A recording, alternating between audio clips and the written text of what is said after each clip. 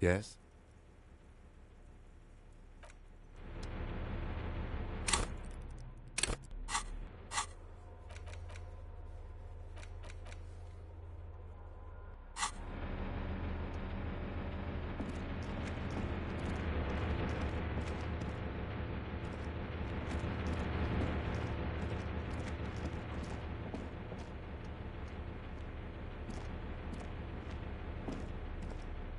Soft covers, serialized fantastique and detective stories, animal adventures, a magazine for electrical engineering, and an international thriller.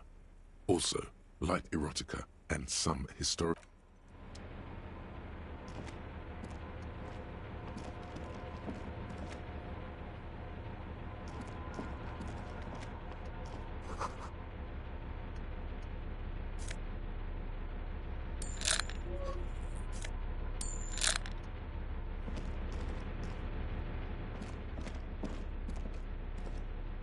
You see a small metal door nested inside a larger one, a heavy steel blast door. There is a conventional keyhole above the handle. It's very small. Another part of the island, probably. The lock looks like it could still be usable. Maybe this is one of the doors we don't open? He's right. It would be better to open its big brother. A powerful engine hangs under the ceiling. It must control the blast door.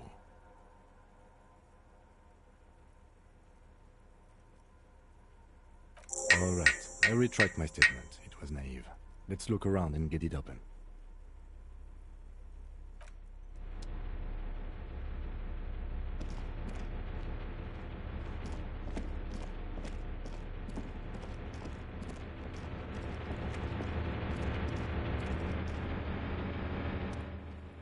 This old cylindrical generator. Downstairs, somewhere? The tank is far.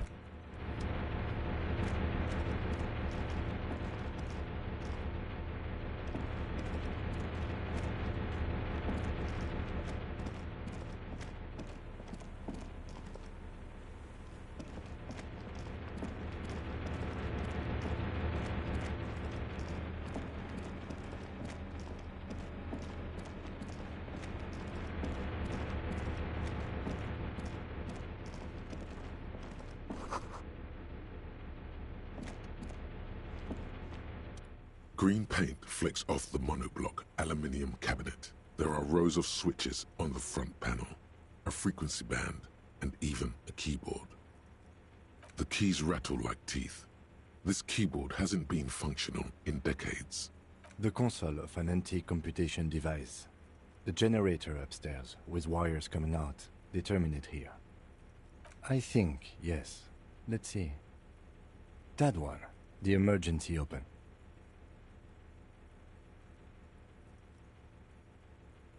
The blast door opens with a series of clicks. A shaft of light appears, then widens as the light shines in.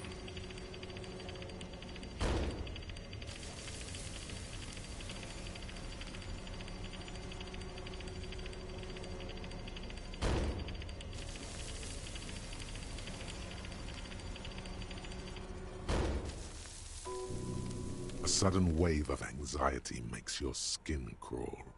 After you. I don't know. A thin wisp of smoke rises from a chunk. Don't be. I have a gun.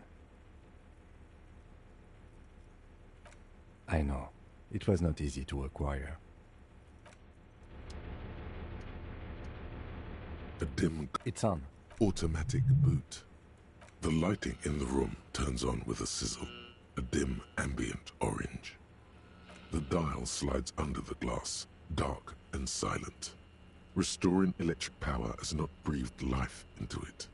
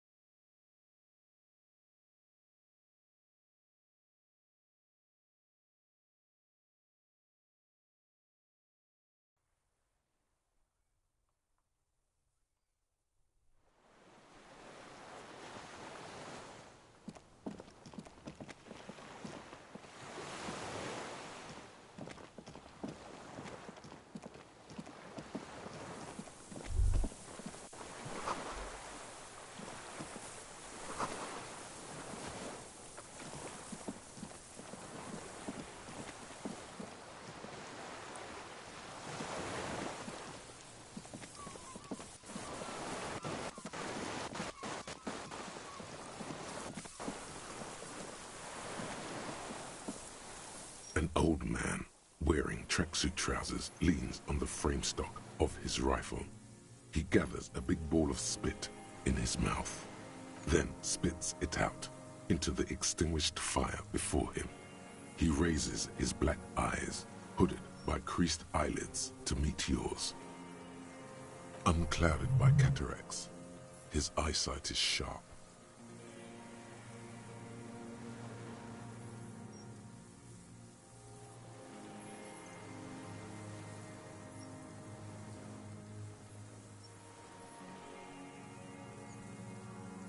The what now? I can't hear you.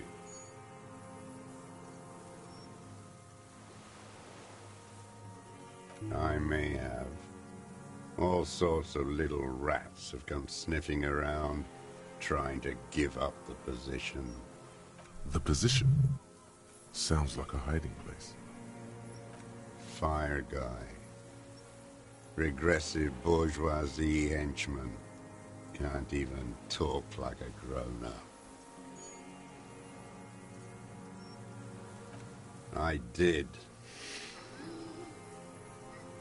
And you opened it. How? I should have burned that console down. Reactionary rock and roll music. Playing on the water. Told you we shouldn't play sad FM.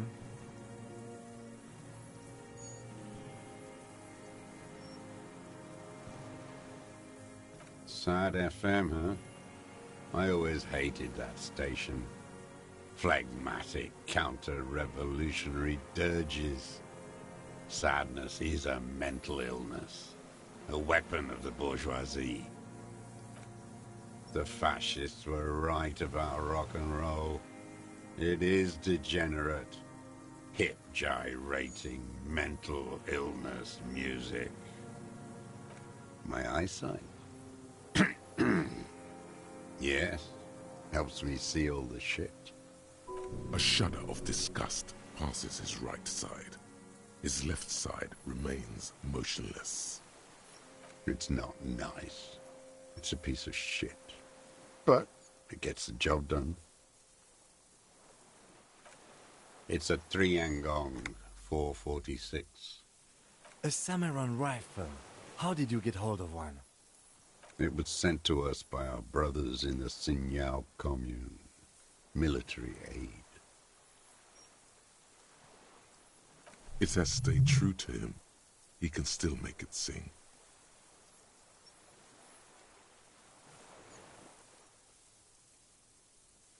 You heard me. It's good now. Like chalk wiped from the board.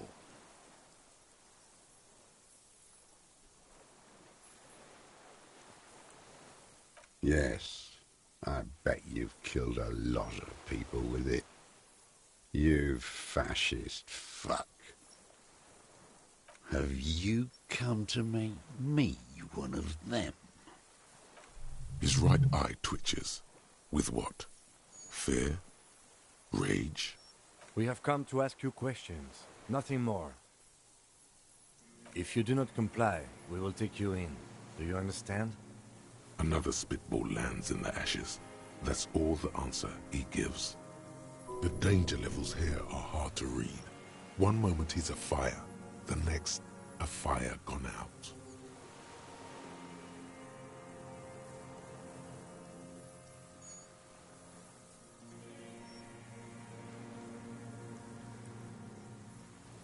The lieutenant pulls his pistol from the holster. You are a glorified night watchman. This is a service rifle. I can only lay it down before an enemy commander of corresponding rank. There does not seem to be a magazine in the well. The rifle's side is clearly visible.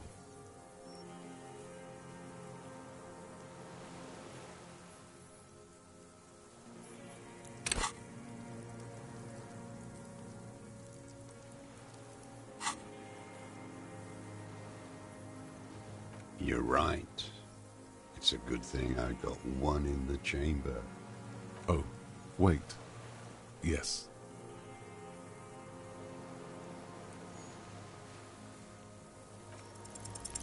The words, "I am an enemy commander," sound cold as iron from your lungs.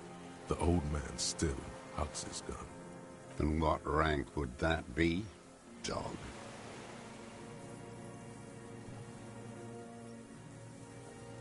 A big wheel of the 4th Regiment of the Pederast Army. To hell with it. It's a walking stick anyway. It's out of bullets. Like an amputated limb in the sand. His gaze follows your motions. The rifle feels surprisingly light in your hand. Frame stocked and patched in places with tape and wire. Still warm from his parched hands. Not the metal. The metal is ice cold. This weapon has been modified several times. The rifle's in a shabby state, like a crutch that's seen too much travel. Hieroglyphs are embossed into the forearm, made of walnut. On the butt, you see Vespertine writing, burned into the wood. Triangong, 4.46mm, made in Sinyao.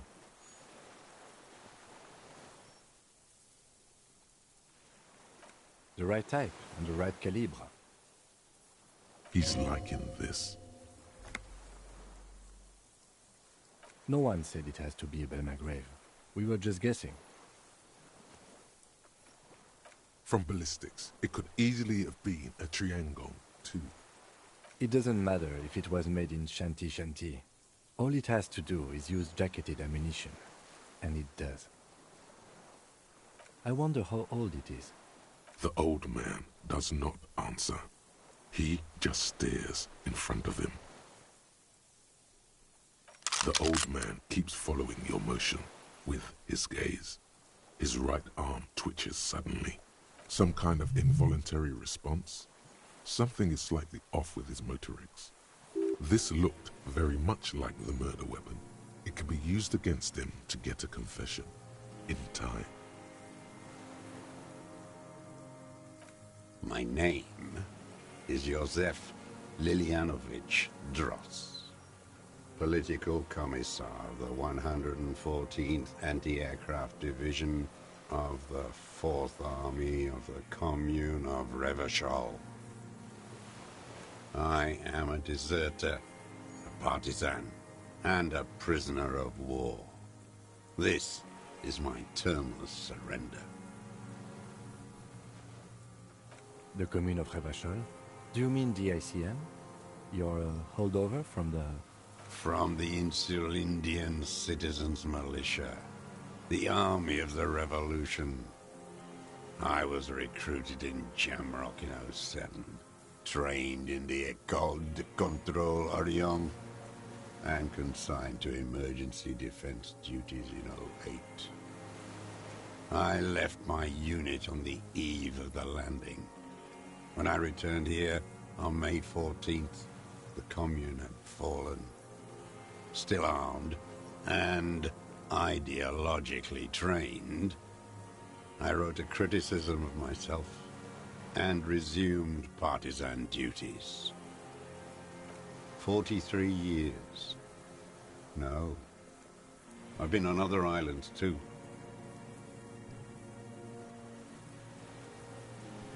I was an Resurrection until they turned it into a spa in 18. Then I was an E-48, a nameless sound, until the sea washed over it. Then I came back here.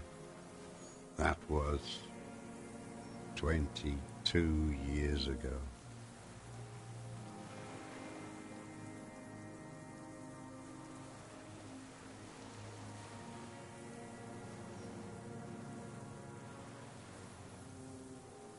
"43 years and 10 months. It's not how a human being should live. But I had to. I couldn't just forget. I couldn't just forget what I saw." He just couldn't. He nods. But he can now. What have you been doing during all this time?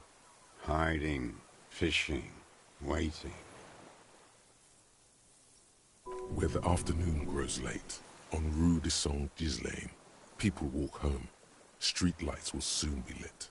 Further inland, the streets are alive with workers, men, women, children, street hawks and migrant laborers.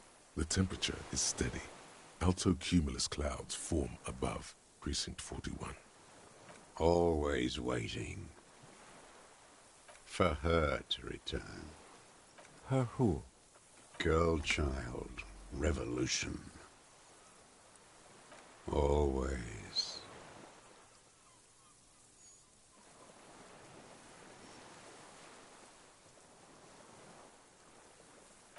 The material base for an uprising has eroded. The working class has betrayed mankind and themselves. The historic opportunity for a revolution has passed. It will not come back anymore, however hard I try, whatever I do. What has he done? Perhaps a confession will lighten the load. Yes, what? To get things going again? Fan the flame? There is no flame to fan. There is nothing left of the world, of our dreams.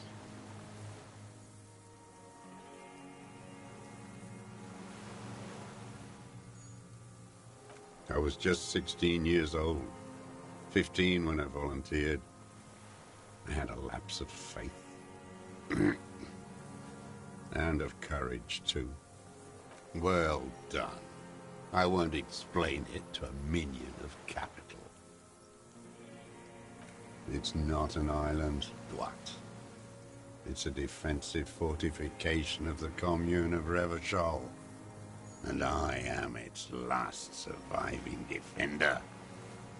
The congenitally deformed King Philip II built it to restrict access to the Bay of Revachol. We captured it in '02, retrofitted the fort with an AA gun to defend against an airborne landing. Against the whole world. Coalition military called it Operation Deathblow. I later found out on the radio they called it Deathblow. You're one of them. Tell me, who speaks like that? We had 50 million people on Caillou alone.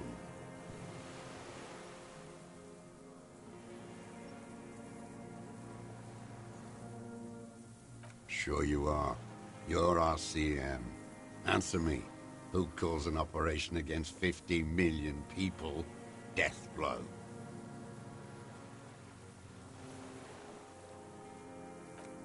You don't know. You haven't seen it. Iblis. The black-eyed angel. How does anyone survive? I steal. Now hold on there.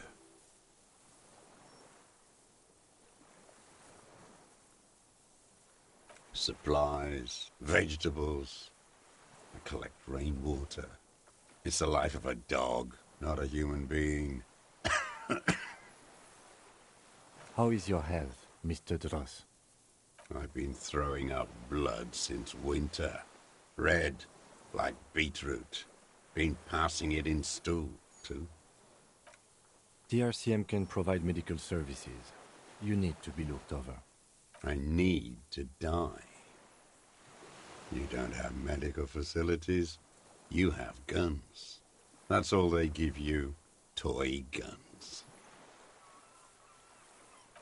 I have them. I have holes in my brain. Years missing. Others filled with pain only. A decade of... I don't even know what.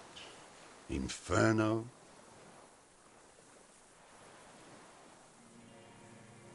I would imagine it gets tremendously difficult, mentally, to live in isolation. Traitors. It's better alone. I watch the people of this city turn the lights back on, more and more each year. Ruins, glimmering in the dark, like a fucking merry-go-round. It's disgusting. Are they not heartbroken? How could they have moved on? It was hard in the Thames. I didn't have partisan training.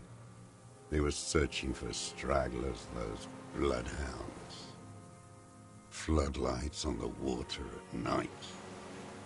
There were posters, campaigns. We communards still hoped, and they needed to snuff that hope out. The East capitulated. Martinez and Cold City were turned to dust. But Jamrock, Forburg, even Coron, and Boogie Street, of course. Those fucking Kips had Marsov coursing through their veins. And others too. Some cordons of Revachol was still fighting. There were cells. I tried to contact them. Soon they all went silent. The frequencies dead. At night, I used a dinghy. I only went after dark then. When I got to the city, I stayed underground. Patrols, you lot, the commons too. They'd started snitching. In the city, you move underground? From bunker to bunker. Not anymore. No one cares now. I don't even have to hide. They think I'm another antisocial vagrant. I could walk straight into that town if I wanted. I just...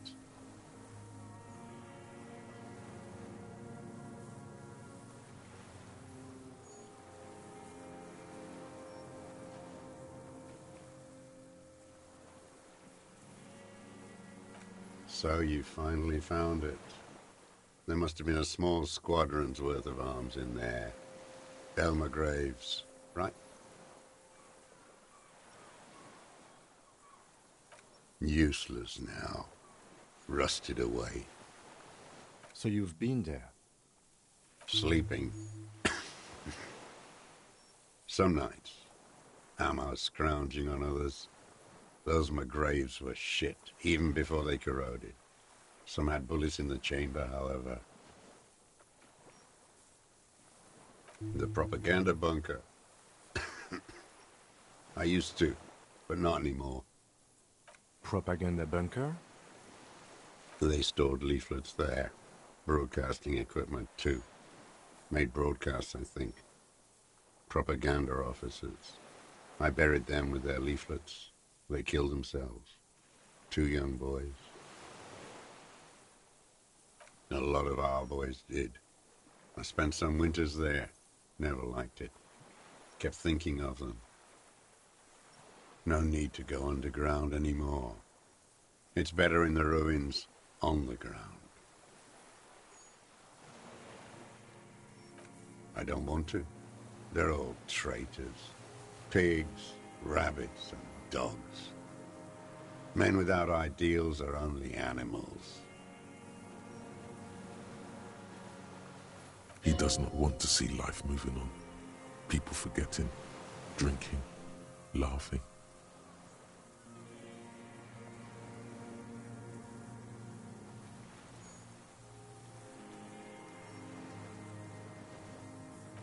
The older man looks across the water, at the city, the ruins, the motorways rising above it.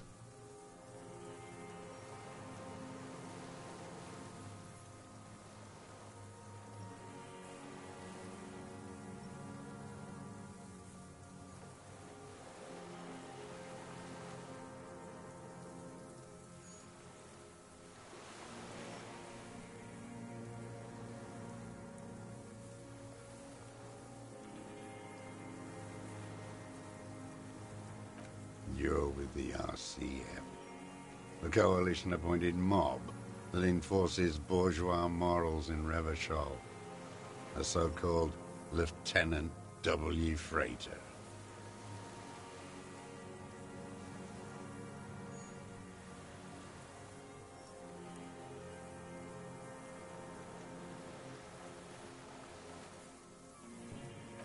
You're the RCM.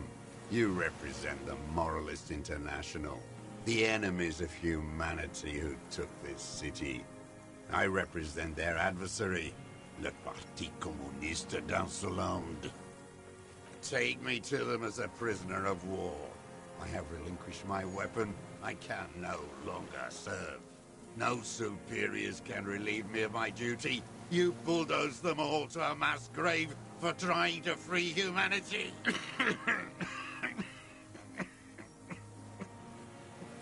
A spray of blood from his mouth on the black charcoal in the fire pit.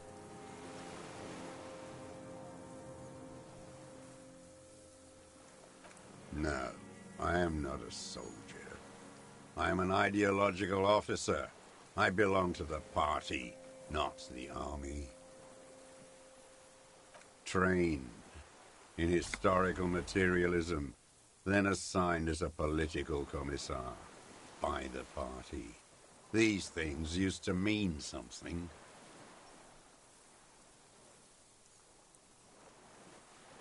The old man does not answer. He tilts his silver head and looks at the reeds. You see a small tremor pass through his legs. His job was to assure the army answers to civilian control and follows the ideology of the Commune. Scientific communism. A commissaire politique is a night philosopher of the revolution, a future human. Awakened from shutdown by the promise of ideology. He nods slowly, then another tremor.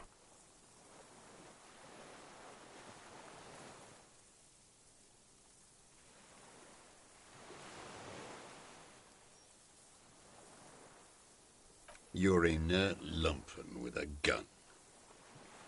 Detective, we have not come here to discuss ideology. We have come to ask questions regarding a murder investigation. The old man spits into the fire pit. He does not say anything more. A jitter passes his lower body. The expression on his face is unreadable. There's some sort of interference there. Neurological? There's nothing serious in this world. It's a farce.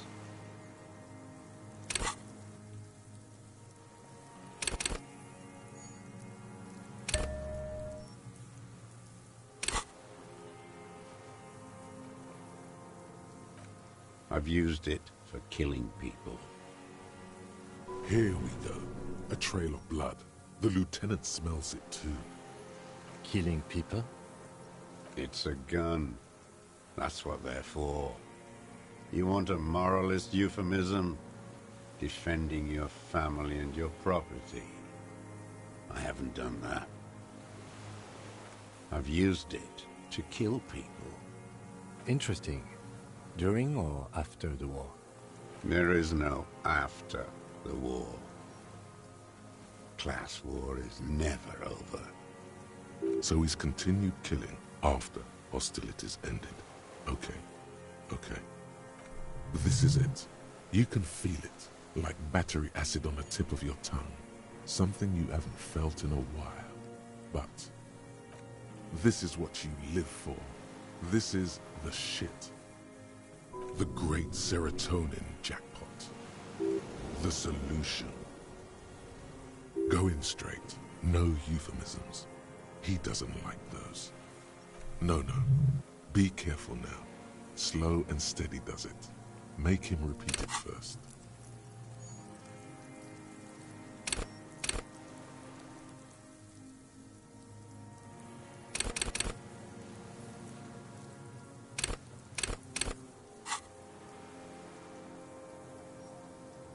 Don't mess this up. Remember, he wants to tell you. Get personal.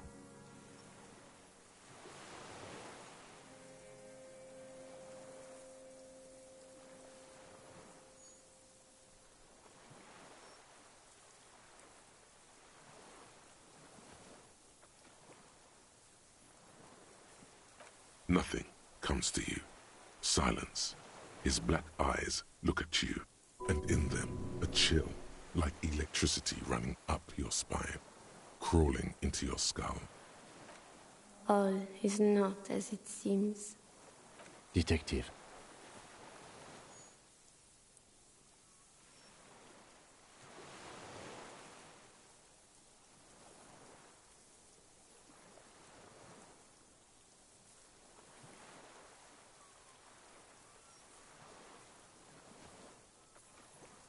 What did I just say?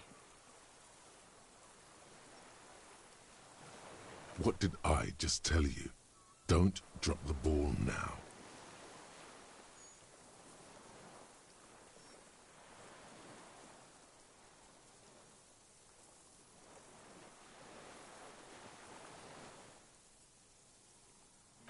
I don't want to tell you anything, you grotesque murderer. And why did you think that was a good idea? Don't listen to me. I'm wrong all the time.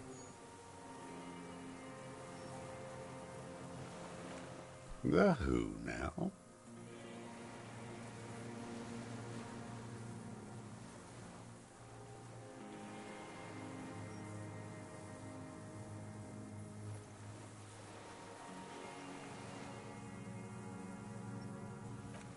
Oh yes, that one. Ugly piece of work, that boy. Did you kill him? I am a son of a welder, and an officer of the Commune of Revachol. I do not collaborate with murderers and pederasts of the liberal regime. Exhaust him with proof. Pile it all on him. Get a confession.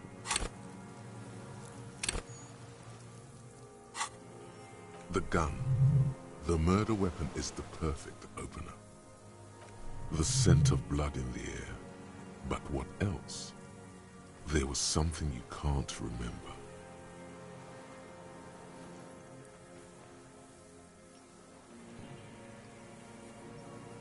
Wait, here it comes. The goddamn Maybells. The dried Maybells on Clausia's roof. There were Maybells in the grass when you got here. They're revolutionary symbols from the war. Wait, don't forget the footprints. The diagonal prints in the dust in the secret space behind Clausia's bedroom. Now, they're gonna come up.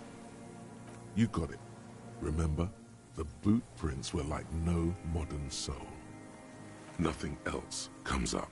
You see the lieutenant watch you. Try to stimulate thought processes by hitting yourself. I'm sorry, this didn't do anything. Usually hurting yourself does. Officer, a word?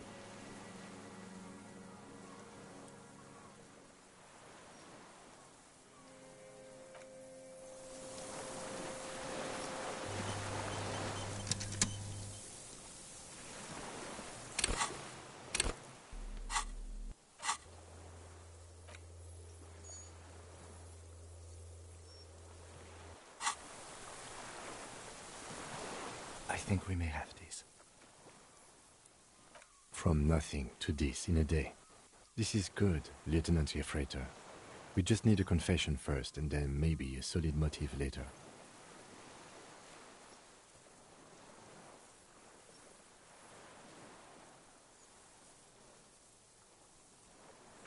I can see that, yes. I'm not judging. Good. We are doing very good. He wants to confess, I can see that. We just need to pile it on a little more. The more we have on him, the closer he is. Ballistics. Let him cook here for a minute or two. We can have another look around the island for a sniper's nest. I think we should check out the post. It doesn't have to hold in court. Just establish a line of sight and he'll do the rest himself. Yes, good going. That should be our first priority. Remember, he wants to tell us, but he doesn't want to help us. It needs to look like we already have everything. There is palpable excitement in his tone. He likes him for this. A lot. But there's something more, too.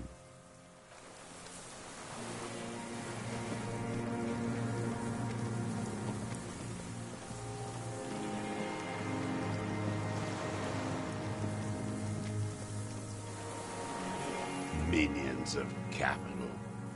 What do you want?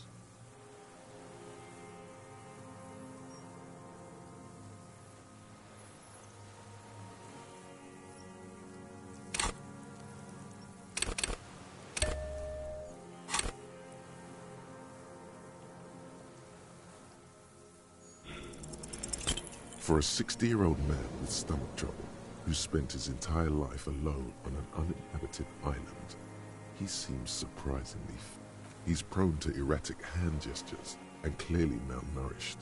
But that's it. You can see no more by looking at his slouched frame. The moment passes.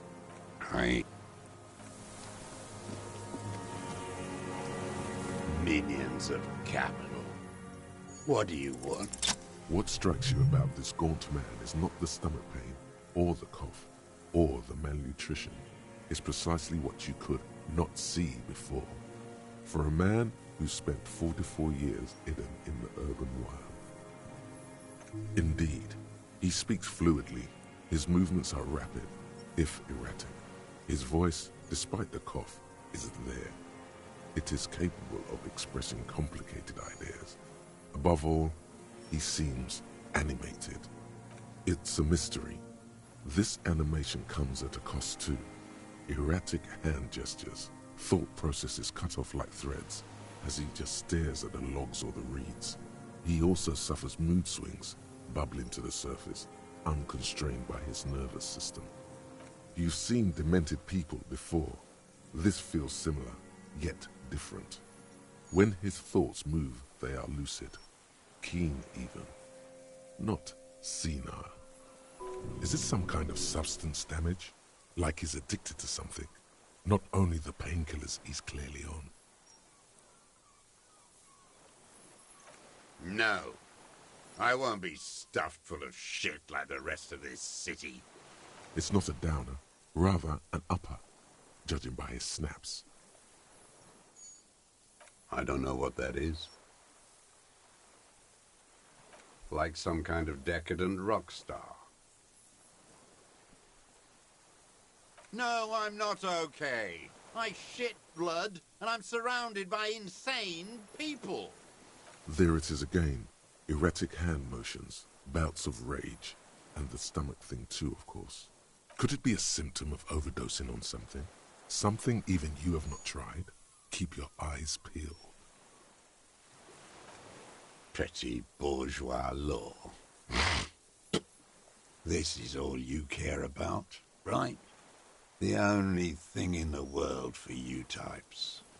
A drop of blood in the saliva. Tear into him again. Pile it on him.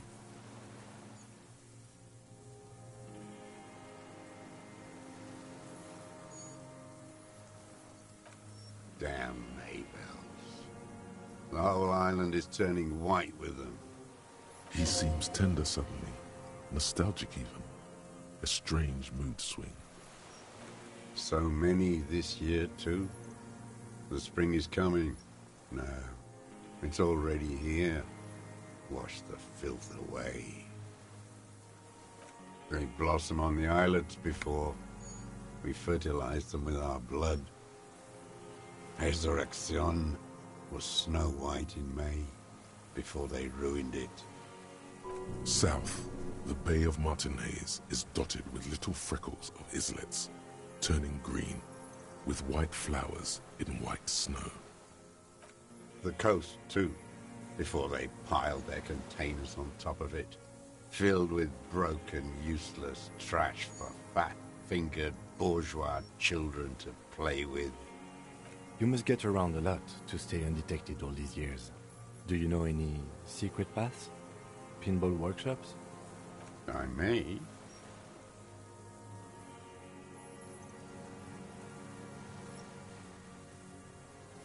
Classier. With the victim. There is a small tremble, looks like a smile. A crooked smile, yet isn't quite voluntary. He's about to burst. Almost, but you need one more. Just one. Or maybe two.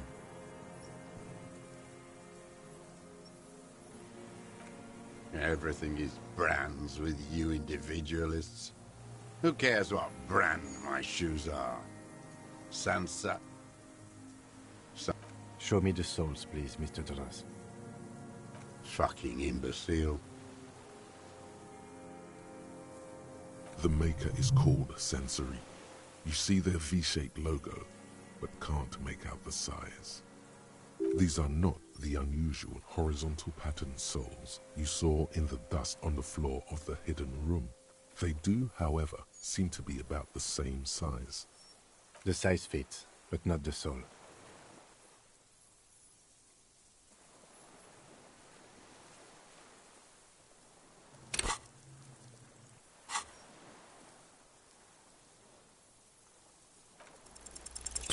Simpler? No. This is another loose thread you will never connect. The lieutenant raises. Not now. Stop yourself. People change shoes, Detective. It was you. You were there, weren't you? Crawling and whirling in rags. What were you doing? Some kind of reconnaissance? Preparing the scene? Listening in on her? Trying to rack your brains. You're desperate to report something back to your masters. They must have really loved that dead fuck. The old man stares at his own prints in the ash around the fire. Silent suddenly, some strange process within him. A gush of wind. Seagulls in the distance. More. He's gonna crack. But you need a little more.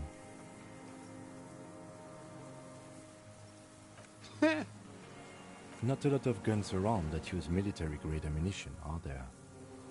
It's a real gun. Not like your little musketeer pistols. I've seen you prance around with those. Jumping hoops for the liberals. You look like imbeciles. Why don't you ask them to give you real weapons? Going against automatic rifles with these toy guns. Of course you got those boys killed. Damn, he saw you. He's watched it happen. So he saw you. Okay. So what? Don't let it divert you.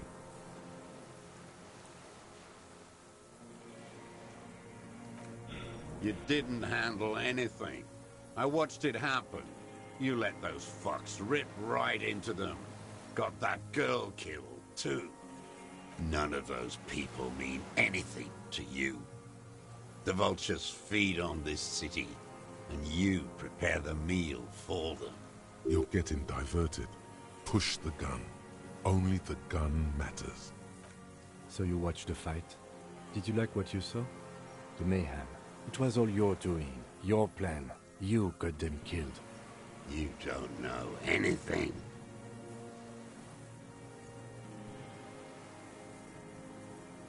You know what? You're right. I'm convinced this made the shot. Should we call it?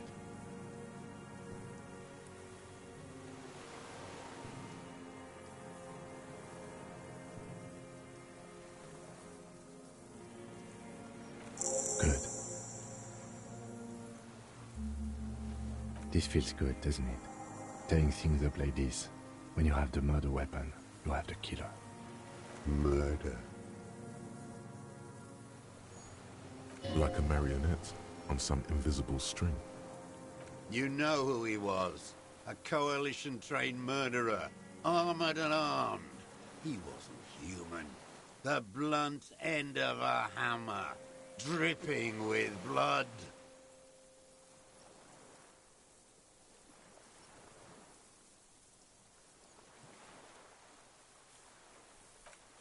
Beating us to the ground. Moaning with joy. You hounds get so thorough when a company-trained killer dies. I haven't seen you on this coast for 40 years. You know, maybe I should have killed one sooner. Got your attention. Now you stop beating druggies and prostitutes in your basement. Now you come to investigate. Not when they die by the hundreds. This is it. Shot him. Shot him. Say shot him, not killed him. Oh, the inhumanity. One paramilitary less in Revachol. The lieutenant raises his right arm to hush you, while the lieutenant listens, holding his breath. I had them in my sights, both of them, him and the whore. I was breathing with them, in phase, and I pulled the trigger and flew on the air until I landed in his mouth. I didn't think I had a shot like that in me anymore. I did. I saw him kneel there with his mouth full of death, and that stupid look on his face. And his dick still in her. There, a hot flash of rage almost carries the smile away. Some dark peace. Nothing. I went to sleep. Next morning there were Maybells everywhere. The world was white, or what's left of it anyway. My last spring here. I knew the fascists would come to avenge their own. And so they did. Mr. Dross, are you aware you're confessing to murder? Yes. And you were looking at them, the victim and a young woman, having sex, through the scope of your rifle that night, before you shot him? The old man nods. Why? Because that's what they were doing. The motive. This is where the motive is going to come from. You can coax it out of him. The lieutenant's preparing the ground. I don't understand. Do you, detective? I don't understand this part. I'm always looking.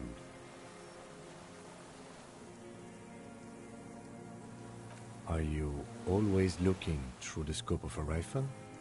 I'm just trying to understand. A rifle scope has the best magnification. Helps him see all the shit. And if you don't like it? Click. Then you pull the trigger? Yes. Think of it as a form of critique. Start with when he first saw him. It will give him a chance to ramble.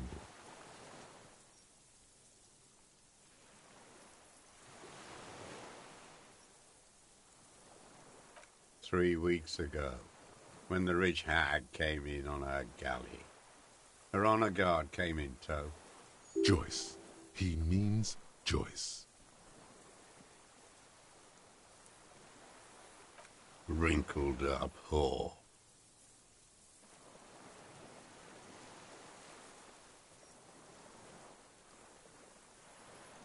Lack sexual morals are a bourgeois ploy. As to pederasty, the party legalized it in '04. My party, not your liberal masters. So don't you sermonize me, you racist shithole. It's still bourgeois when the bourgeois does it, fiddling with their sexual organs. Some strange glandular process takes place in him at the thought, like yeast rising. And anger, too, in addition to loneliness. They moved into a deserted apartment above the roundabout. Radio equipment out for all to see. Reactionary radio playing, sloppy, drunk. I've seen their kind during the landing. Those Occidental and Mesk phalangs weren't conscripts. Boys like us. They were whites. All they know is to destroy and hurt. Barely alive. They like to kill while they're on their drugs. After the landing, in the burning years, I would take shots at them. End them. The worst ones, if I had a bullet to spare. I could see they've returned now to show their real face. The face they don't dare show their bourgeois voters back on Mundi with their families and polyester clothes. Them fucking. I didn't like that. Jealousy is a reactionary concept. I didn't like the Reaver enjoying himself, drugged out, soothed in the arms of a young woman. I wanted him to die so he could not enjoy life anymore. And I wanted to see his head explode. That too. She should know better than to hold a child murderer between her thighs. I knew he'd be there for one more second, writhing. That's all it takes for the bullet to reach his head. Now that I think of it, I wasn't aiming for his mouth. I wanted his brains to spill out on her. But you can't have everything. This man has seen past her, like you did. And now he longs to see her covered in blood. To punish her.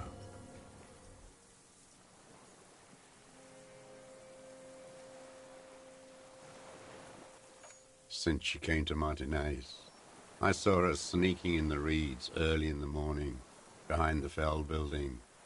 It was dark, still winter. She didn't have her skimpy outfit on then, just a spot in the night, moving. Past the Feld building on the coast? What was she doing there? Hiding something in the water. She had a fag after she'd done it. I was up in the ruins there. She couldn't see me, but I could see her, smoking. She was nervous, but not scared. And beautiful. That, too. How could you see what she looked like? You said it was dark. The sun came up.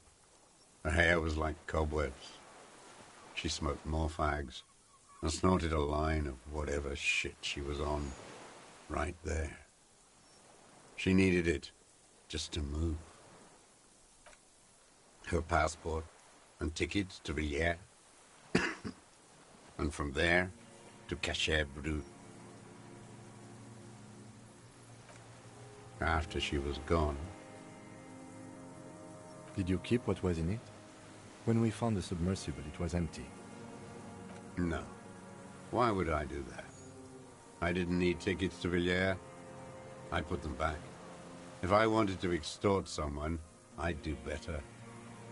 This implies that he's thought about extorting her. Why would I need that trash? I'm not going to Villiers. There it is again. The strange neurological state he's sometimes in. I did. She had a face like an archipelago with those birthmarks. And a body hard and lean and bruised all over. Black and yellow. I could see she's taken a beating. I could see who she was, too. A spook. On the run. Revershal's the cloaca of capital now. All the bagmen and arms dealers end up here to do drugs and have sex like animals. You could tell she was a spook? From the documents? She had different color hair on the photo, and glasses. Forged. Some sordid bourgeois affair. I've heard about this kind of thing on the radio. I'm not blind, am I?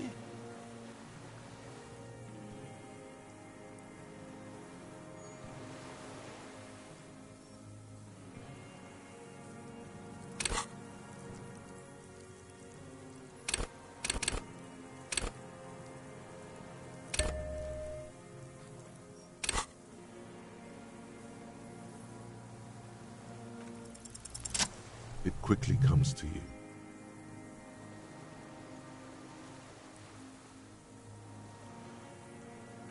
Oh, yes. Cutting those drugs of hers into little lines with a knife. Masturbating. Everything in him fills with impossible longing, all at once. Did you make that hole? With a clip-point knife. Like that, too? Yes. Bending like a bow against the glass.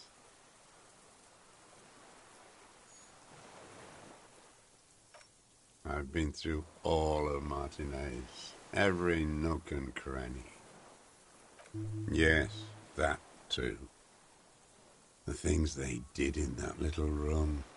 What she'd do to feel good. Funny the way light works.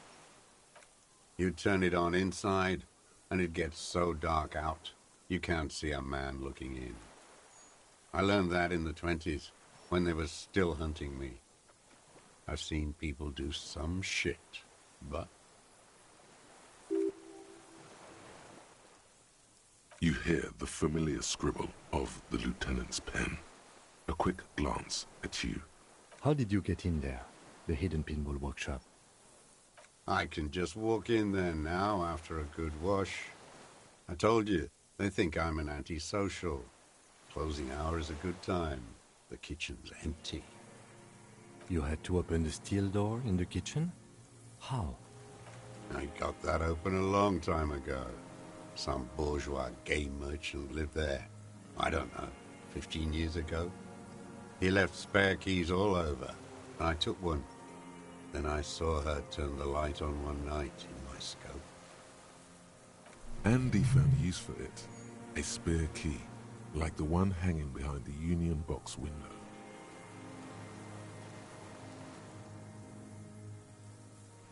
There's nothing to hold on to. Only this. It's not enough. The coals of his eyes glisten suddenly, like stones dripping with water. Is he crying? Man needs to feel something else. In this fight, it helps if you have your eye on something there. It's weakness, I know.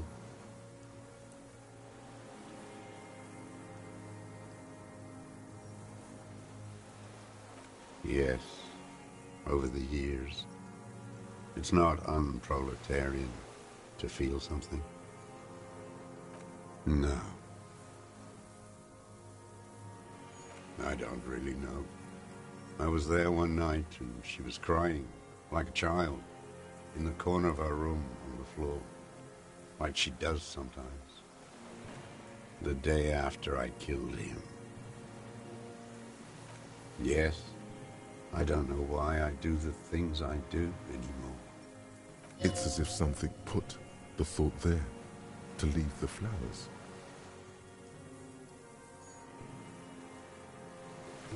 Maybe. I told you, I have holes in my brain now. I wouldn't just sit here waiting for you. A sudden pang of rage. If you came 10 years ago, I would have killed you. In the silence, the lieutenant draws a line in his notes, then nods at you once more. She practically breastfed that man. You wouldn't believe the things she let him do to her. You stare at them too. In your mind, her innocence day still turns to leaf, airport bag in hand, silks flowing in her wake. See you tomorrow, Harry. Her voice rings in the evening air, burning.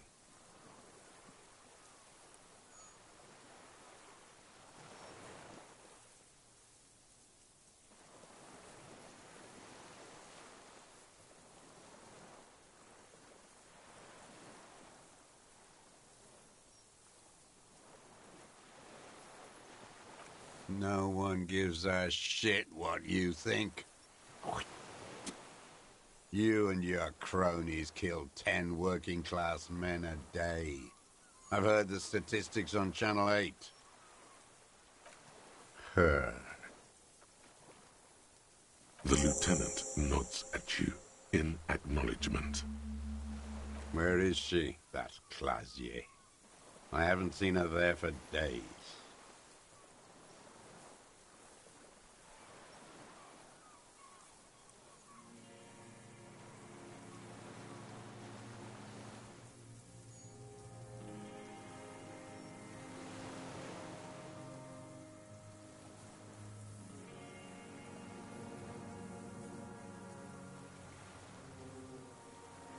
I know she's gone.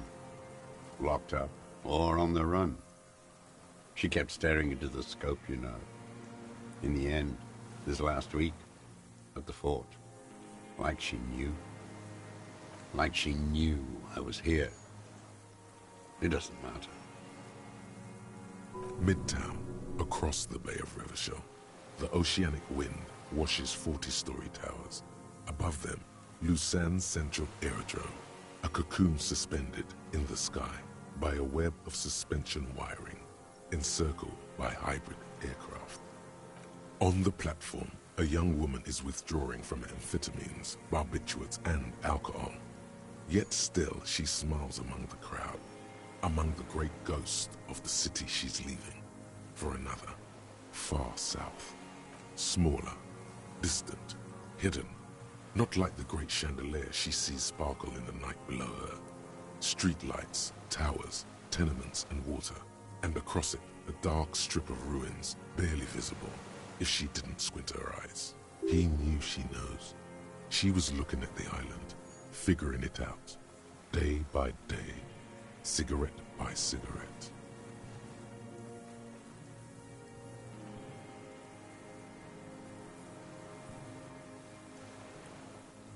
We could get more. We've got him talking. You could get more out of him. He likes talking. Enough. Take him in. Bend his arms behind his back and end this.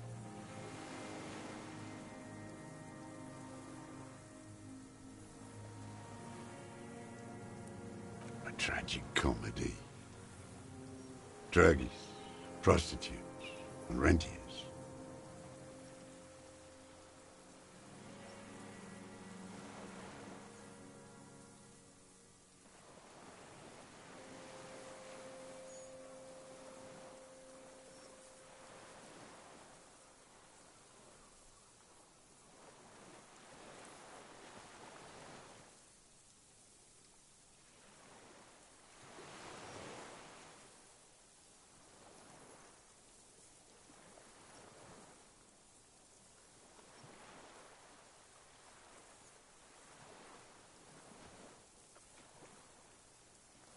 A strange little engine seems to fire up in him again.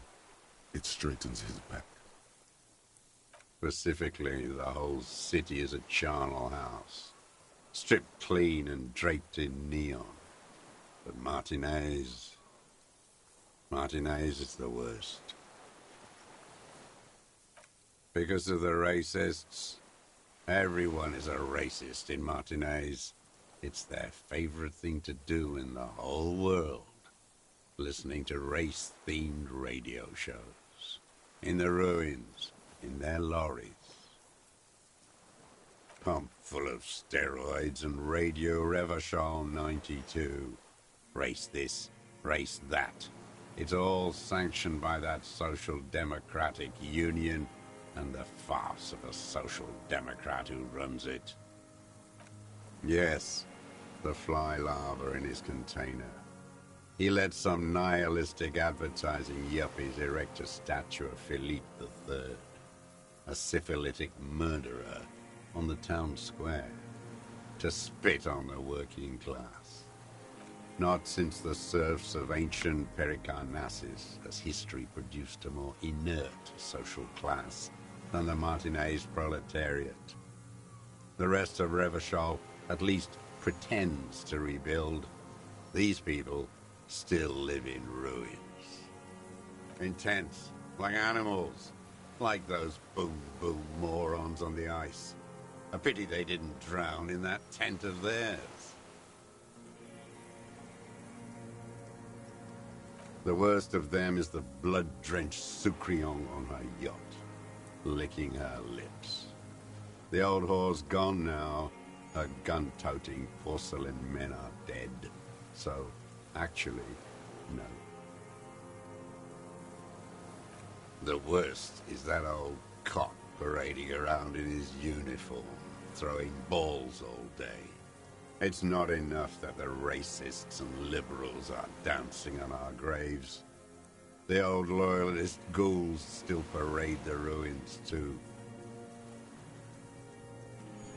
Every morning he's there, while the parasites he fought to protect are off in Ozon, or Koyamorang, or some other island they built their palaces on, feeding on drugs and having sex with their own children.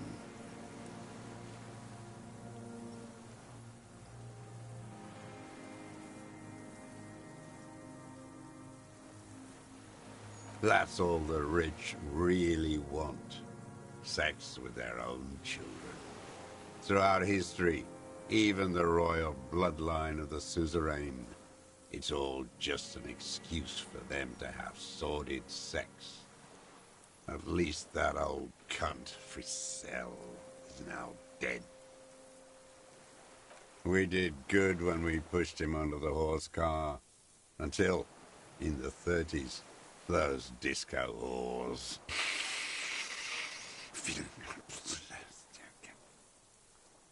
The disco whores are too much. Hatred shuts down his brain's language center, leaving only a nonsensical sputter.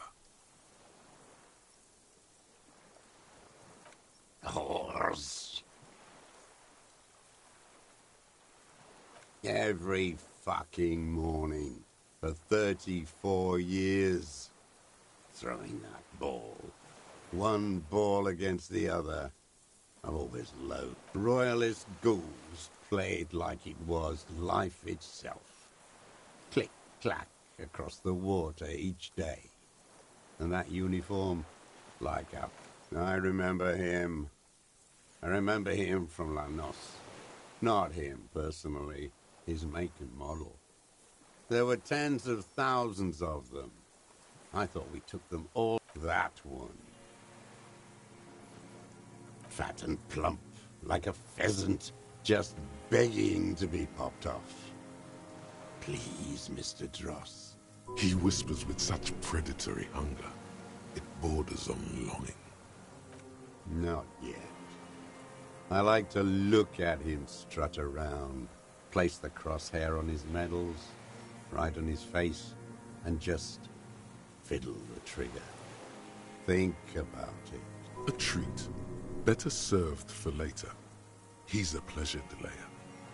He is a juicy bonbon, that one.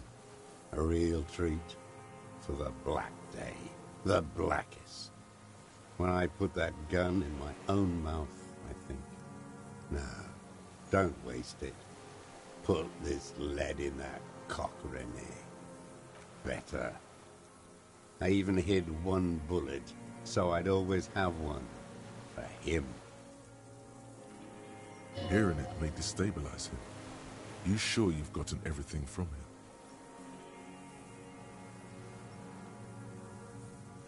him? No.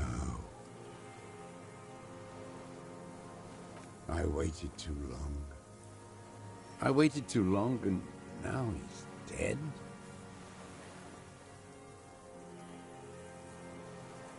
I'm sorry, Mr. Dross. I understand you knew him for a long time. They're all dead now. Fuck it. All human beings care about each other. I cared for seeing his head explode. And now, God damn this one. You think I haven't seen people die? It's all I've seen them do. Fuck and die. All the other plans we had. To love. He's not okay. This is just another black day in a row of black days. Something strange is keeping him together, making him endure. I don't want to talk about goddamn social democrats. Traitors is all they are. René still presses on his mind. Glad we talked about what?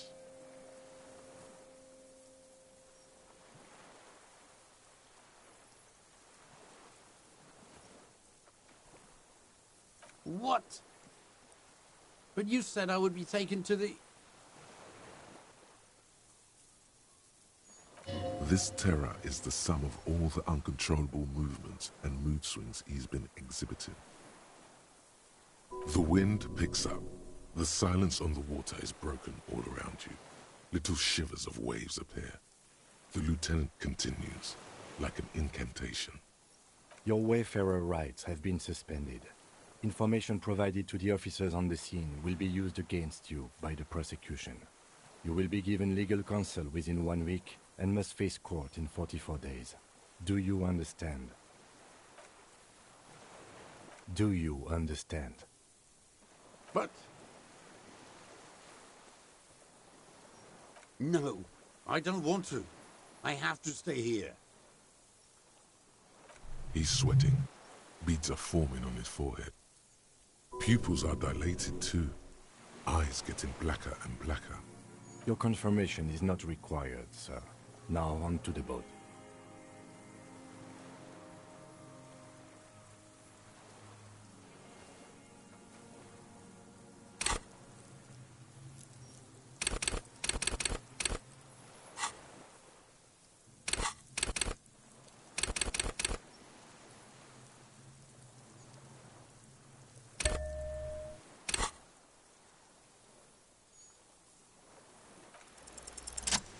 There it is again, to your north, as it has been since you came to the coast. The reeds whisper, stalks rubbing against each other. But then, in the middle of it, something completely different. It sounds like a bow, very slowly being drawn against the strings of a violin. A very small violin, made of reeds and rushes. Maybe there is room for 3 on the boat. What? What are you talking about? Is this... really us? Your skin crawls.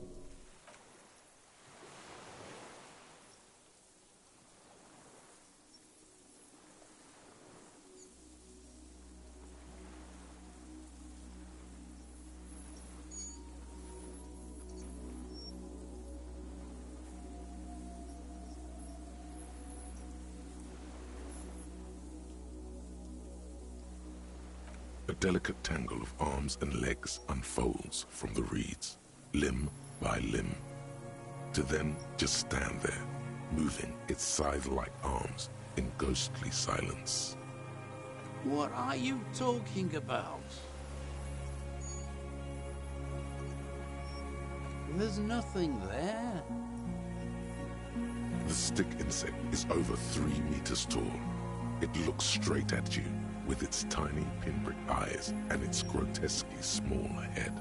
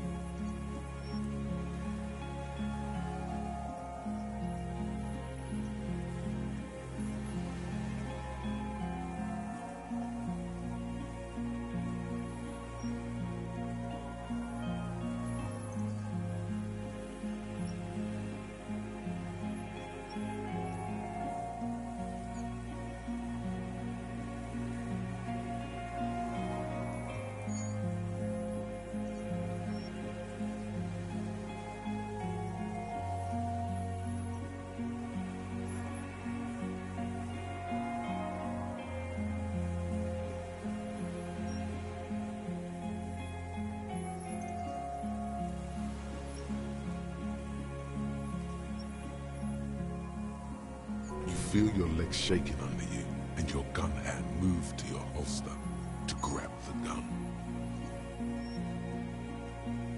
Tell me what you see, damn it. I can't make out one small thing in the reeds. I can see it. 4 simple words, thank God. If you can see, then you're not insane. But that means it's really there, spinning slowly, in absolute silence, its limbs long and slender. Be very, very careful.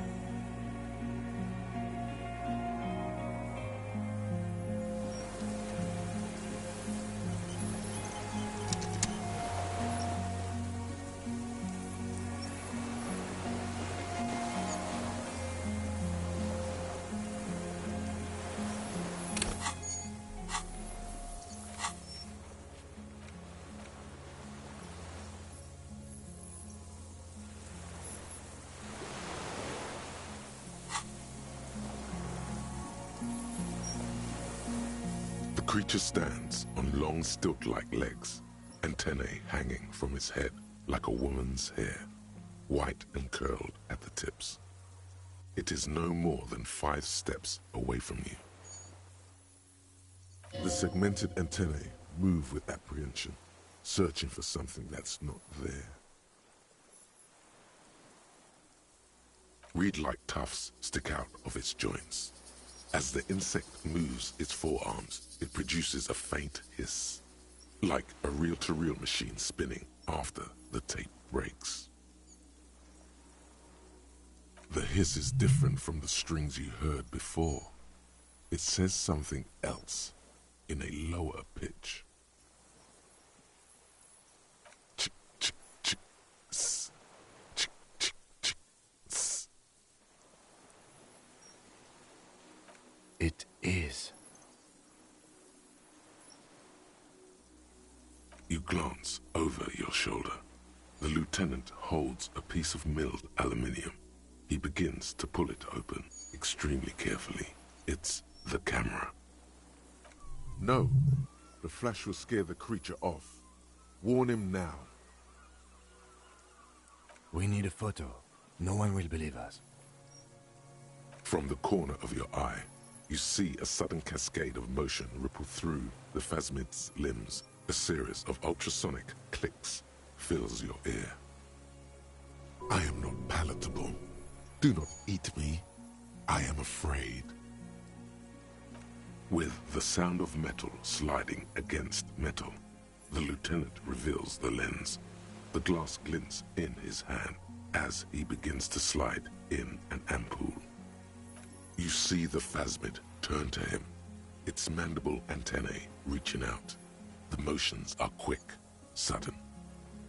Something cracks in the lieutenant. He's letting his pride get in the way. The ampoule will produce a loud hiss. You're right. It could scare it away. I need a better moment when it's not looking. I'll wait. I'm on standby, he thinks, his hands sweaty around the machine.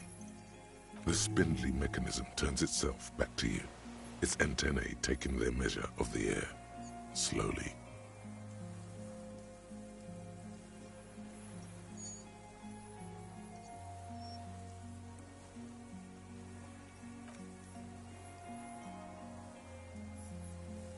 The creature tilts its tiny head to the side and appears to look at you.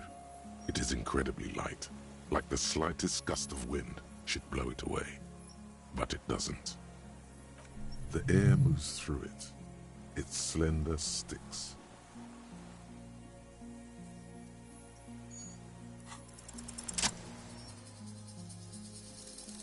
Slowly, with your breath held, you take 2 small steps toward the phasmid. The creature lets out a series of ultrasonic clicks that swarm around your head like swallows. Like laughter, a sort of happiness. Hissing and clicking, it extends its mandible-like antennae to greet you. You're right below it now, looking up at the colossal chitin of its white limbs. The head of the creature is crowned by reeds, and its eyes are like small droplets of water. The insect stops its stridulation, seeming to observe you. Below its crown of reeds, little pinprick eyes detect motion, glittering. The world stands still around you. Suddenly, there is silence. No, stop. Be afraid. As you do, the invertebrate comes to life, its limbs moving independent of each other, as if each has a mind of its own. They are white, like stalks of porcelain, knitting above you.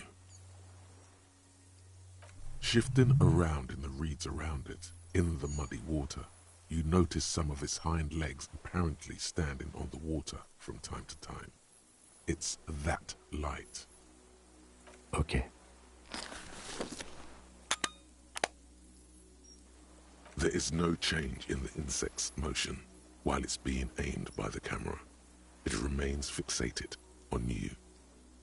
In 3. If it moves, you jump back. I'll shoot. Here we go. 3, 2, 1. The shrill flash of the camera cuts the air like the blade of a sword. The phasmid freezes in its bright light. Head turned toward the lieutenant, hypnotized by the flash. It stands frozen before you.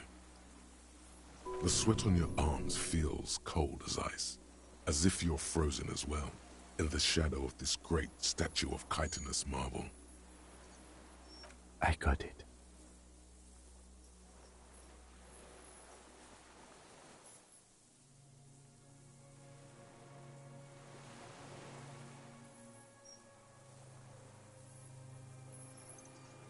The limb before you is incredibly light, like eggshell. It's much lighter than a reed. You feel a soft push could tip the creature over. Its hollow exoskeleton collapsing. Warning!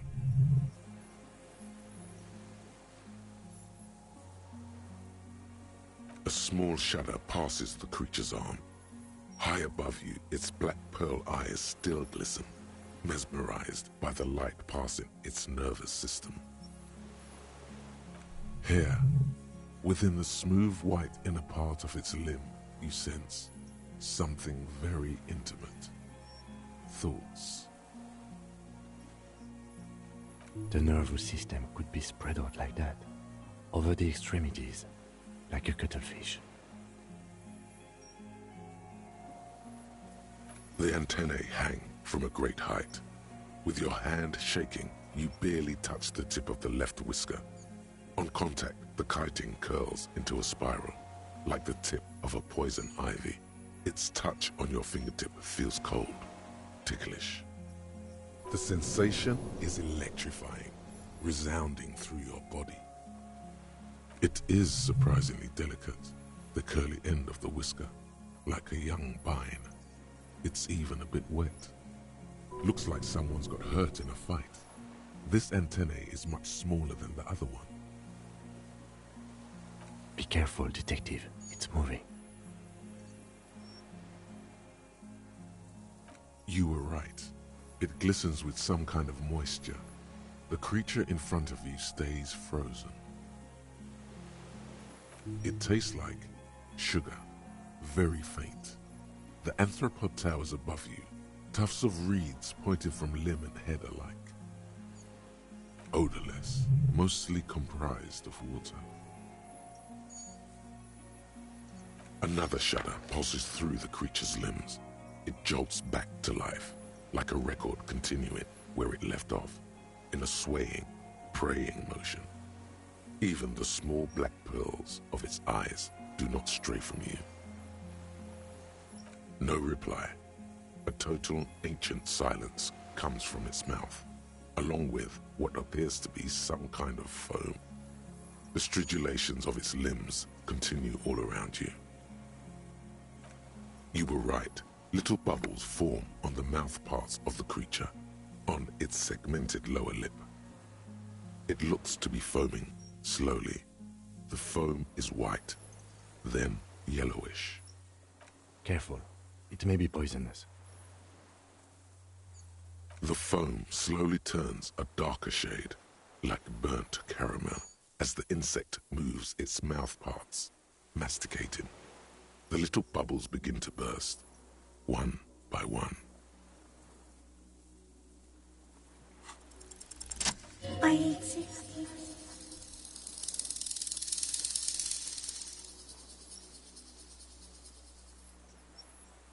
Yes, I do not have a startle display, so I use a neurodegenerative element to aid in camouflage.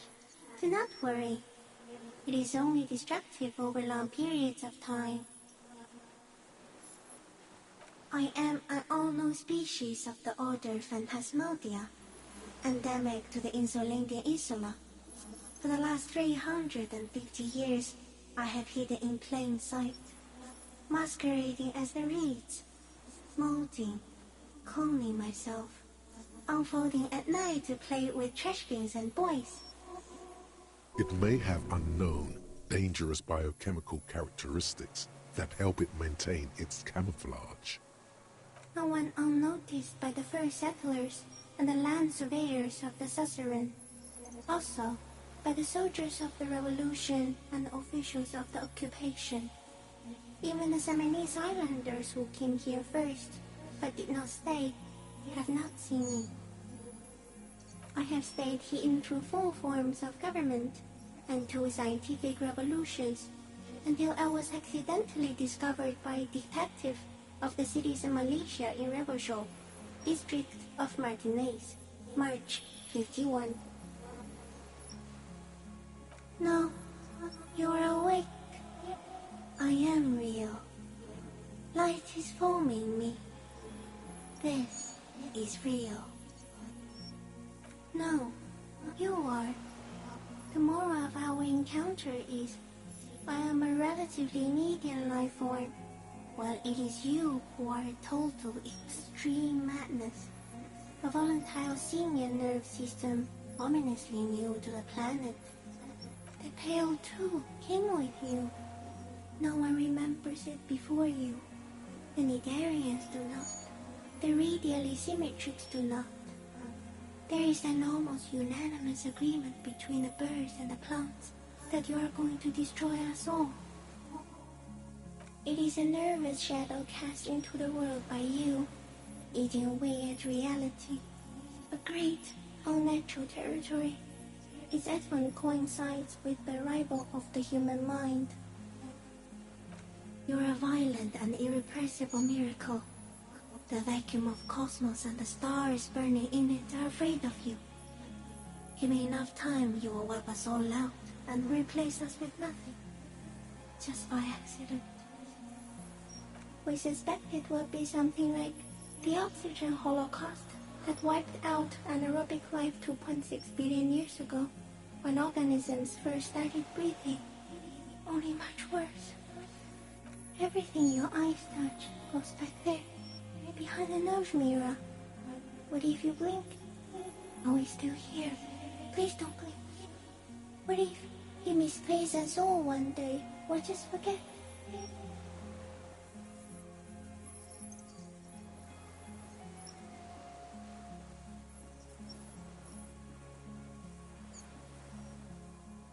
So, it is already happening.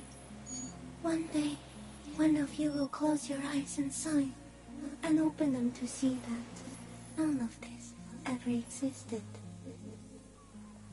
It doesn't look like that, no. You're just staring at it.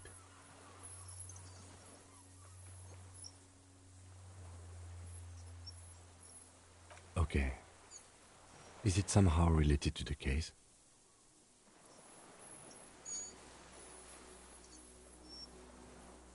I think you should back away from the unstudied species now. So am I. I was born to detect sucrose rewards and semiochemicals. What were you born to detect? He's in a bad state, deteriorating fast now. He thinks I am beneficial to him, but I am not. I only quicken his deterioration. Very slowly, and only because he won't go away. It is meant to keep them from noticing me, to interfere with the pictures in their heads. But he has looked at me for too long, and I am destroying him.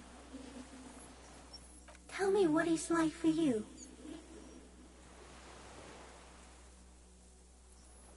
Then I will tell you what it's like for me.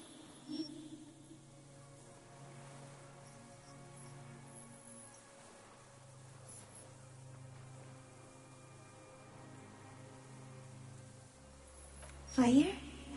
Where?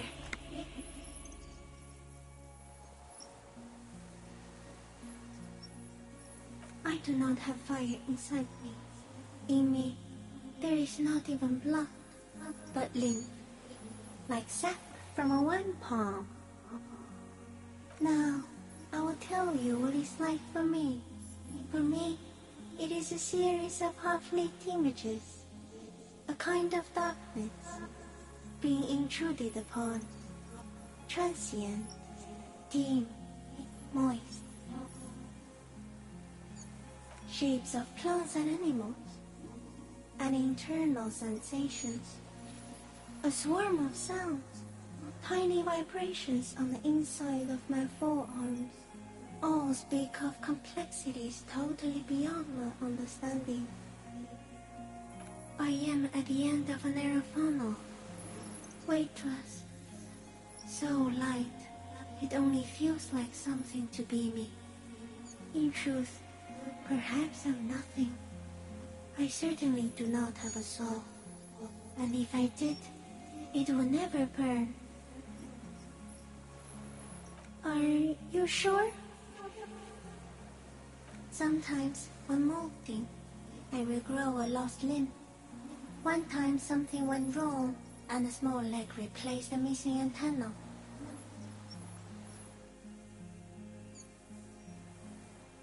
Yes, the leg tried to move around independently, making it hard to walk. Yes, thankfully someone ate it. The next time I molded, I grew an antenna again. This would explain its antenna being smaller.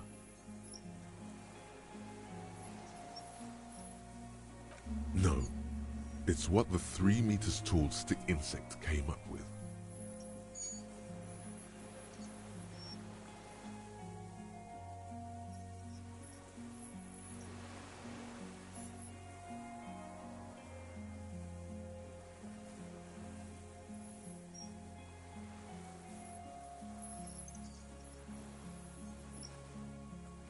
Yes, I am lucky.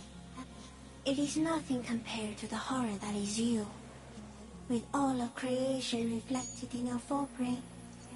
A nerve mirror of horrifying fidelity, constant, never-ending damnation. It would take 1,000,000 years of evolution, or a total reversal in the condition of the world, for your pain to end. Not even the birds know that. Not even the water lilies. I think we should eat it. If it's a leaf, you can put it in your mouth. Or read. Yum yum.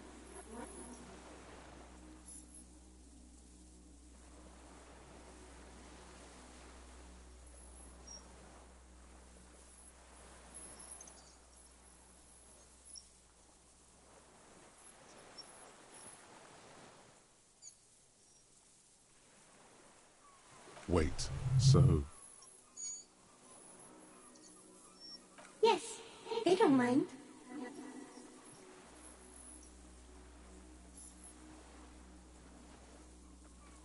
Yes, I once cloned myself and ate the little ones. It was winter, and I woke up at the wrong time. It was an accident.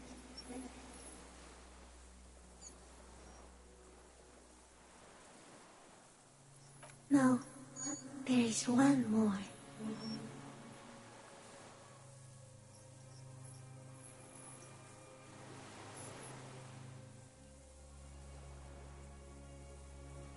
Thank you. I also have one more thing to say to you. That woman, turn from the ruin. Turn and go forward. Do it for the working class. You cannot lie to me. Behind you, it smells of fires. So awfully far you were prepared to go in her presence. And it. She was middle class.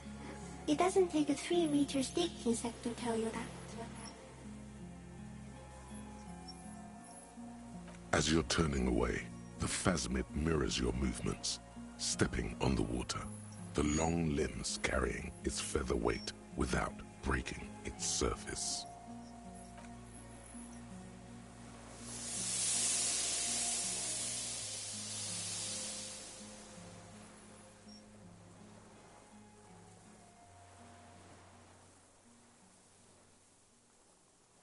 And just like that, it's gone, skating away across the sea's calm mirror like a skipping stone, leaving nothing but circles on the water.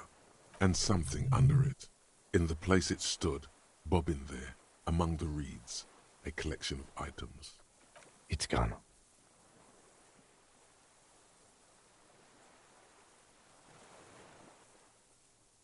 Apparently, yes, like a water strider. Only, I've never seen anything like that in my life. Looks like a nest of some sort. We should have a look. What now? In some kind of strange, semi-catatonic state.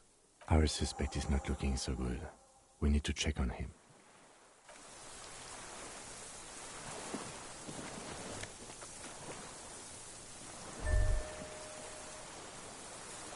Brother, you've managed to collect all the armor pieces.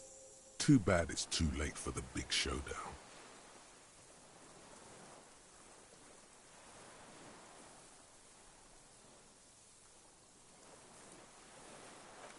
It would have looked very impressive. Still, you found it all. Now your mortal coil is completely protected. Few cops are this futuristic.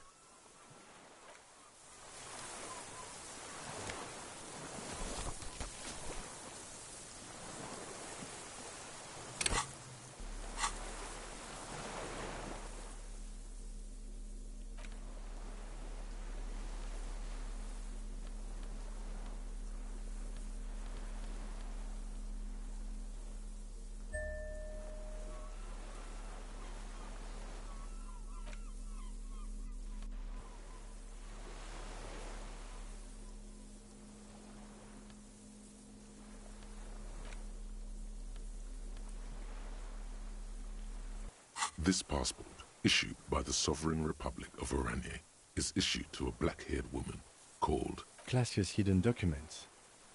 From the MT boy. It's Clasia, with short black hair and glasses. She looks boyish, younger somehow. Maybe our man, Mr. Dross, took it from Classia's, or whatever her name was. Hiding place, or...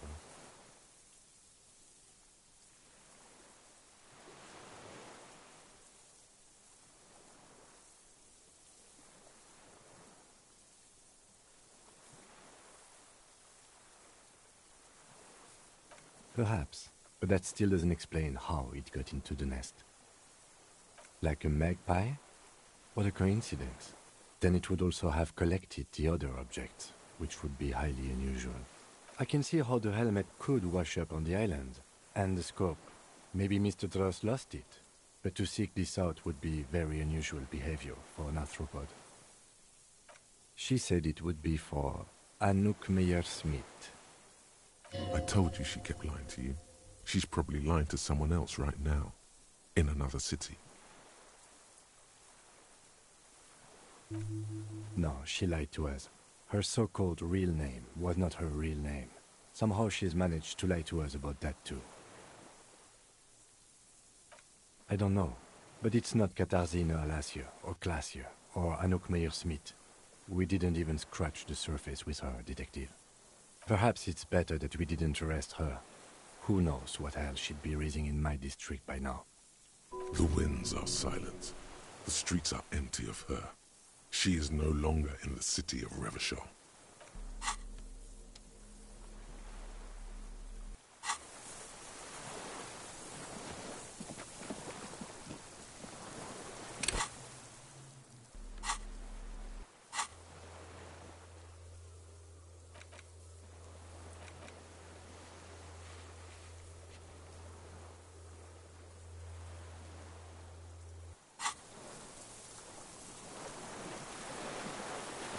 What is it? What do you want from me? I can't go. Something is very wrong with him now. See. Mr. Dross? The man does not respond. He keeps staring, black eyes glazed over and bulging from their sockets. His gap-toothed mouth shaking, like an addict of some terrible substance. A light shiver passes him, followed by nothing. His hands are trembling, and he breathes slowly. He's going into some kind of psychomotor immobility.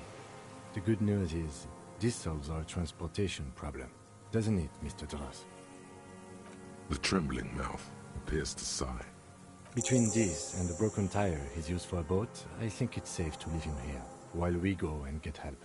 It will need to be medical first, I'm afraid. Old age and shock. Yes, the arrest and the appearance of the Phasmid, the combined stress. But you think it's something more than that, don't you? There's much more. Remember what it said when it spoke. Quite a few things about that health check you did on him make sense now.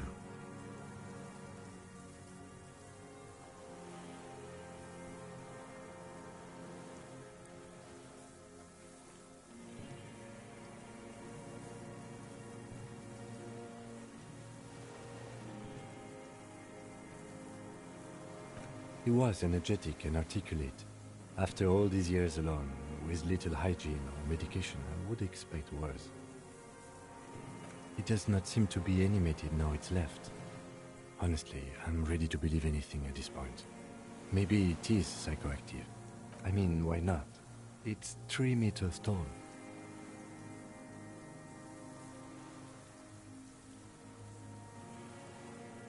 Like a drug? His pupils appear to be dilated. They still are. You mean pheromonal? The scope, knowing of her bruises, his disposition toward Miss Orania? I see what you mean. You should be more careful, detective. Are you sure it wasn't having an effect on you?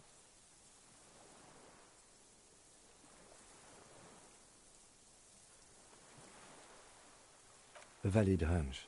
Long-term exposure to something like that could be neurodegenerative. Also, please be careful when approaching unknown species in the future, detective. That could be part of the shock. But you're right, something is off here. Mr. Dross. No response. Then how did we see it? Oh, you mean, whatever does this, does it over time? Teenagers, kids, drunks, sightings are brief, and hence not credible. But anyone who spends a long time with it. Mr. Dross, have you ever seen a stick insect pretending to be the reeds? The doctors will have to look at this. I hope your station has better medical personnel than 57. This is a little advanced for a nurse. He did seem distressed when it finally came to arresting him, like he didn't want to leave this place, and the insect maybe. I have absolutely forgotten to take notes. I hope I remember all of this. This will be one hell of a report. Thank God we have the photo. He stares into the reeds. Your words don't stir anything in him. Perhaps you should. I lost. He turns his eyes to the reeds again, as he's done so many times. Beige and white stripes. He lost the scope. Then it somehow made its way over there. With the help of a magpie Phasmid. This sight is a T9, Mr. Dross. Was it attached to the rifle when you made the shot? Silence. Not even a sigh. You've gotten all you will out of this poor being. No reaction. His breathing is slow, and he appears very old all of a sudden. Around 80. This is an old man, at last. No longer a tin soldier, but the broken down remains of a man. Did you take this passport and other papers from the boy on the course? The spirit. He hears us. The spirit? No reply. He's gone again. Try something else? We got him back for a moment. Nothing. Just dull staring. Not the last embers have gone out. The war is over. If Kuno kicked it into the sea, as he said he did, the ebb would put it back here. This makes sense. Mr. Dross could have picked it up. Or the Phasmid even. If it did, this is incredible. The plastic cape flaps around his face in a gust of wind. His back is slouched and his mouth open. Okay, now, we should think about getting back to the mainland, to get help. He'll be safe here, if we don't take too long.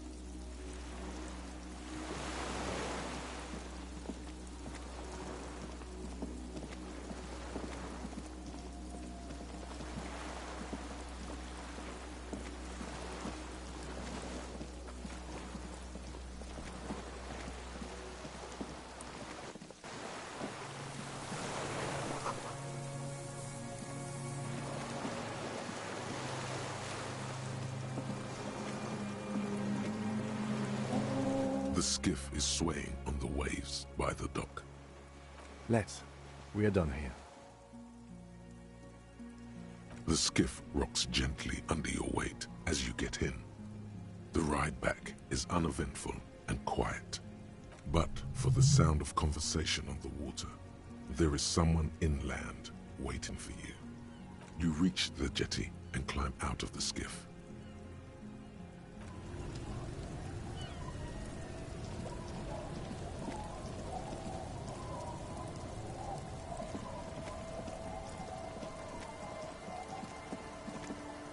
Look what the tide brought in.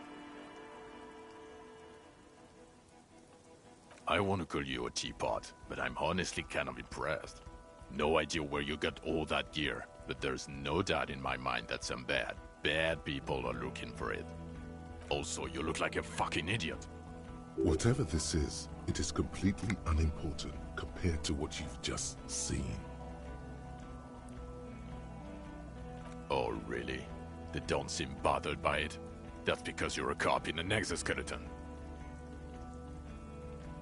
Actually, are you? Are you still a cop? There's so much disco going on, it's hard to tell. Vic, calm down. Hello, Trent Heilerstein. I believe we've met on several occasions. I'm your goddamn partner, Jean Vicomar, and this is your special task force. Or what's left of it. Special Consultant Trent Heidelstam, Patrol Officer Judith Minot. Hi. We've come to scrape what's left of you off the pavement. Lieutenant Kim Kisuragi, Prison 57. We've just come from the island, where our investigation led us. We might need your help with something later. As if he recalled that he's in fact a decorated police lieutenant and not a naughty boy. But this is clearly a departmental matter, so I'm going to leave you to discuss it among yourselves. It's good to meet you, Lieutenant Kitsuhagi. Letting the lieutenant know he shouldn't feel embarrassed over the shitstorm that's about to befall you. We're not forgetting about anything. Look at you. Ari, we want to help you. Trant, I believe this is where you come in? This is the horse-faced woman. I don't know why you named her that, but it was beyond idiotic. You should never address her using those words again. I don't quite know what I'm doing here. I was asked to participate as an expert. I think I need to manage your expectations a little. I'm at best an enthusiast in cognitive science. My background is in something else entirely. I engage in neurology on a merely theoretical level. In fact, I should probably get going. No, Trant, it's too late. You're part of this shit now. What have you got to say for yourself, shit kid? What does he have to say for himself? He left you to catch the bullets.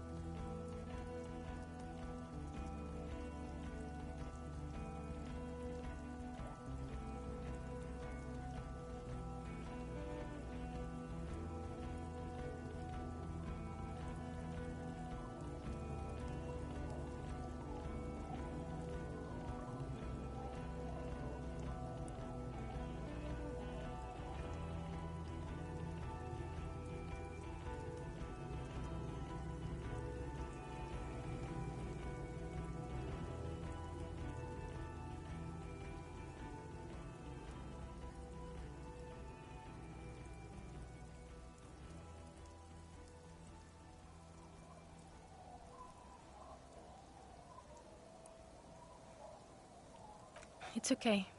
I didn't come here to gloat or to fool you. Neither did he, actually.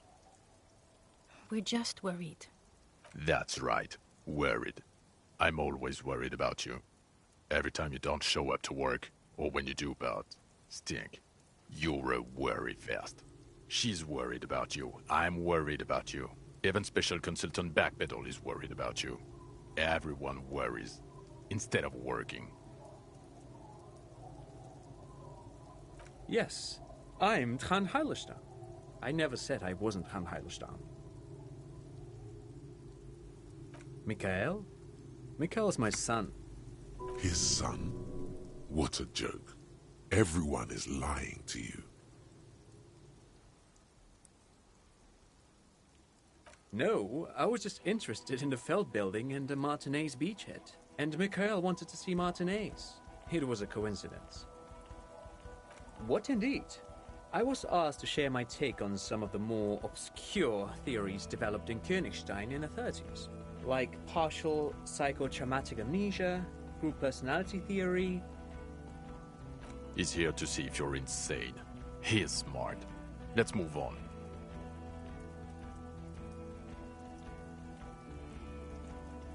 Yeah, Major Crimes Unit, under Lieutenant Dubois and Vicomar. Ring any bells? Refresh your memory? It's a goddamn Major Crimes Unit. There's you, me, Jude, Trant fucking Hylerstam, and Guillaume Baby. I'm technically just a civilian advisor. Oh, fuck you. You're part of this shit show. Oh, that's an interesting story, actually. Guillaume Bevy is a police reporter who joined our team. He was really good. Then he left because he lost faith in your ability to lead the unit. Other people have left too. Good, smart people. People we won't get back. Only me and this really patient patrol officer are still here. And Trant because I'm forcing him to stay. It's a Major Crimes Unit. We cleared the desk of cases so Precinct 41 doesn't look like the worst station in town. We are shit here now, Harry. Because of you. The 41st isn't...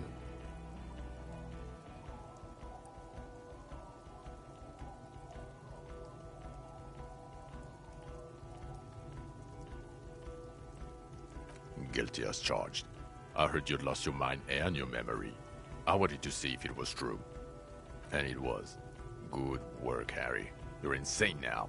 There's one less person for me and everyone else to rely on. He was too sarcastic for you to realize who he was.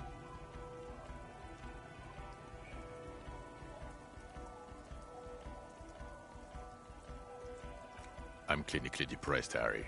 Sorry if I wasn't in the mood to batter you up after you told us to fuck off. Did you? Or did you literally not recognize my face? We've been partners for how long, Harry? Don't answer that.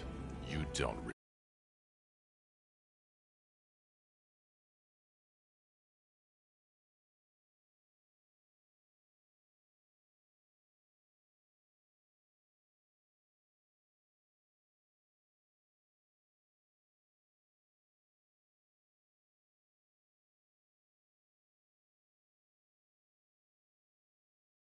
Right.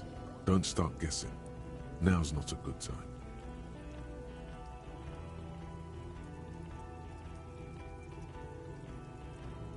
The cafeteria manager you fucked over told us where you went.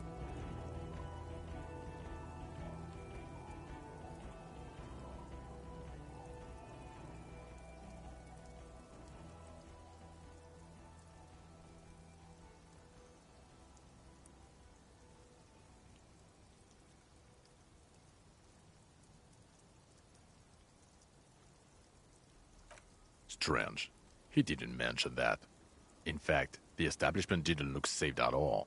There was a giant aerograffito in front of the building. It was on fire. I knew it. Didn't I tell you, Trant? I told you it was our shit, kid. The line is from Lu Jiatun's Mirova 82, isn't it? About girl-child communism, the titular returning character to ghost the apparition of... Good choice, Harry. Don't encourage him, Trant. Okay. God damn it, Harry. You told us to fuck off. You said we're cramping your style. Your detective god. Fuck everything. All we burn. Detect or die.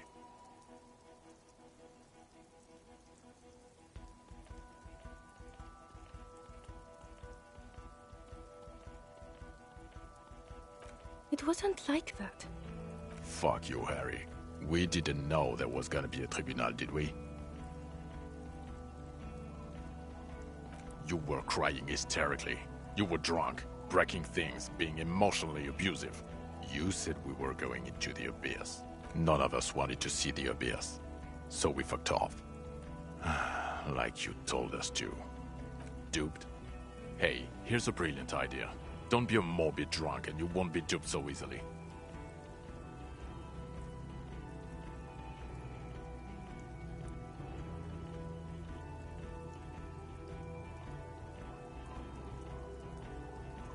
Yes, I'm still Kim Kisuragi. Still a lieutenant from Precinct 57. The bells aren't ringing because you have brain damage, Detective God. Trant, this is where you come in. How bad is it? Well, he doesn't have visible tremors, he talks without slurring, he can drive a boat, he's standing, reasoning.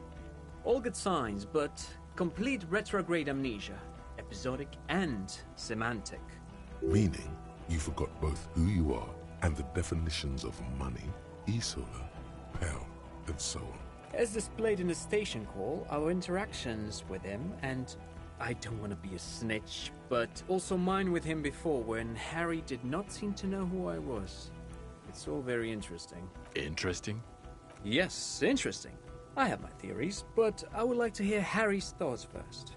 Harry, what do you think happened to you? Neurologically, psychologically, and why not socioeconomically?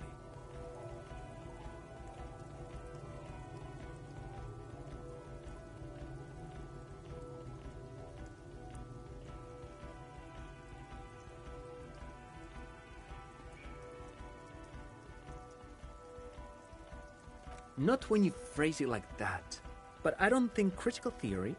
I know everyone thinks this is far-fetched pink academia, but still, I don't think... What? He lost his memory because of capitalism? No, not like that. I'm not talking Vredefort school here. But Harry, I asked you, what do you think happened?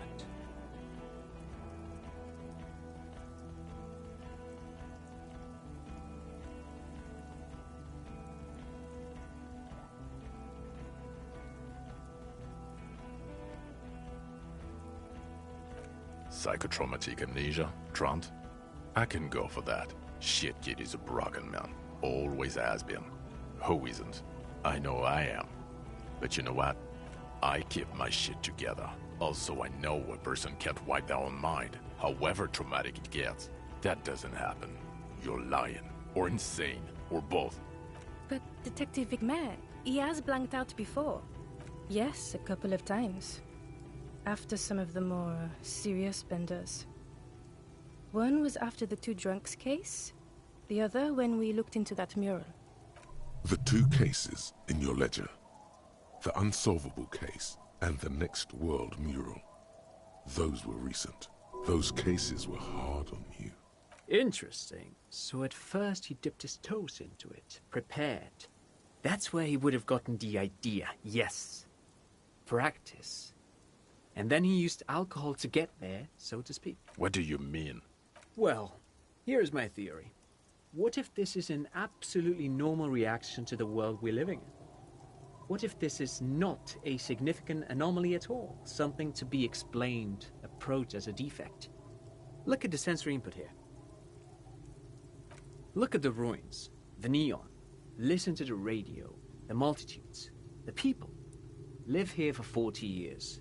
As a police detective, he's like a magnetic reader on the world tape, to borrow a known metaphor. Harry's been pushed flat against it.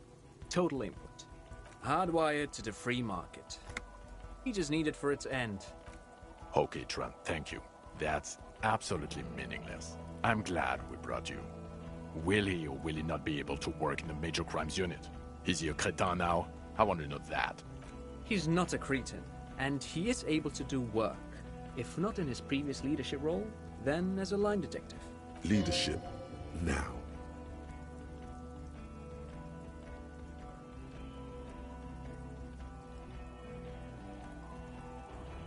No one even mentioned that. I misphrased my question. It should have been, is he able to put his clothes on and use the body? Or do we need to get him on a disability pension? They can keep that pension. You're rock solid. You can put your clothes on hard. Now nothing. Now we're just going to stand here. No, now we discuss that. What the fuck did you do to a motor carriage? Why is it there, Harry?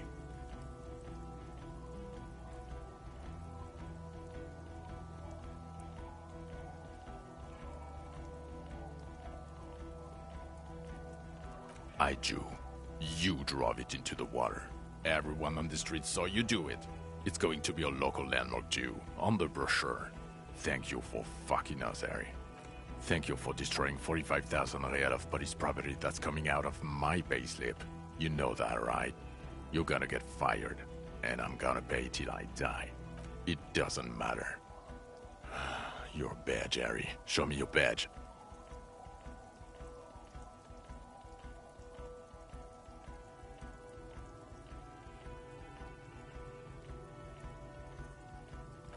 He squints at it, suspiciously. Okay, and your gun? Here we go again.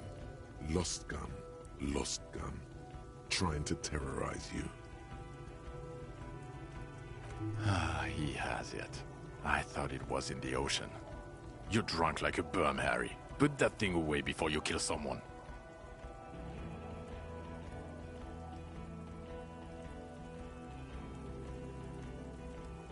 You were never supposed to lose it in the first place. Not lost is your gun's natural state, you drunk bum. So you forgot to drink? I don't buy it. Why do you smell like a corpse then? He's wounded. It's been a long week and he's handled an actual corpse.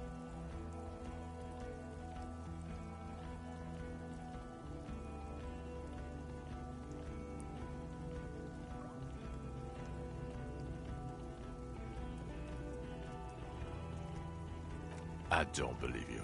You're drunk. You let a suspect escape, a certain Classier, because you were too drunk to assess a flight risk. We've read the reports, Harry. Lieutenant Kitsohagis. We know.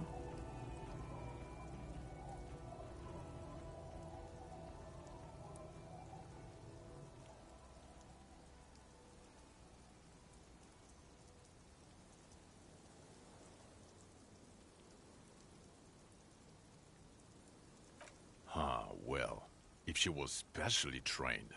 I'm not even gonna get into the other suspect, the one who shot herself in the head.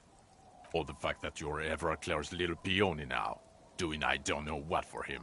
That's small-time stuff. That's nothing. That's a humorous anecdote. Compared to the 7 people who were gunned down, the streets are literally red with blood, Harry. It was fucking mass murder. He did everything he could. We did everything we could. The company hired and vetted mercenaries. Lieutenant Dubois got between them and the locals. He did so at considerable risk to his person. Remember, he was shot. We stopped an execution, not a negotiation. The loss of life was minimal compared to what it could have been.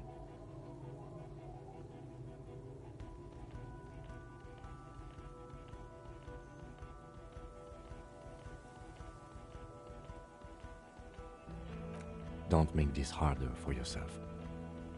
Thank you for the input, Lieutenant Kitsuragi. I didn't mean to suggest you didn't handle the situation. He thinks of apologizing, but decides against it. You've spent the week with him on this case. What is your take? On the case? On Lieutenant Yefretor Dubois. Well, the drinking, the lost gun, also losing his badge, that's all true. And he's been drinking on the job. Then there's the superstardom. He likes to, from time to time, allude to being a superstar law official. At first I thought it was a joke, but now I'm not so sure. He says disco about 20 times a day. It's worrying, especially considering his political views. Detective Dubois is, as you may know, a Mazovian socio-economist. He wants to liquidate the ruling class, which, again, for a police officer, is a little odd. You should yell something. Yes, let's let the big boys talk. Other still, he is also an ultra-liberal hustler who is always on the grind.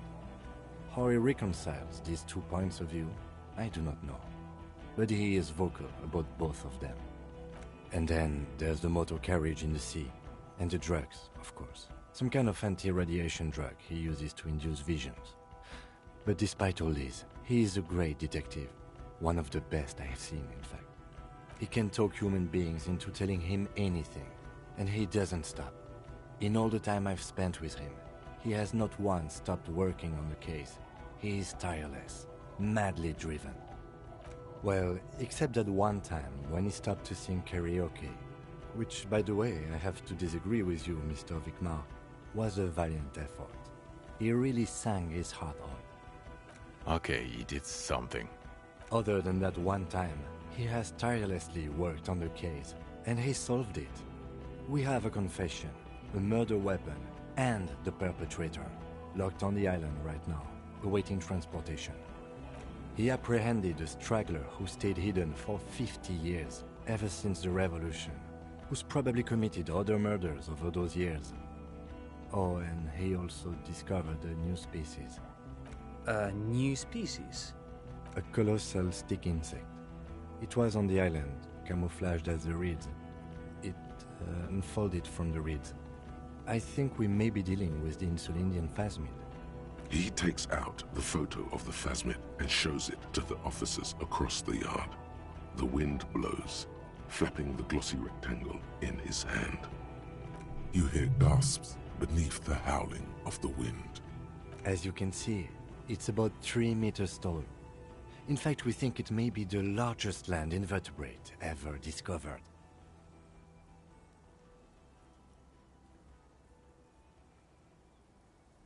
Fucking hell is that? Is this somehow connected to the case? Detective?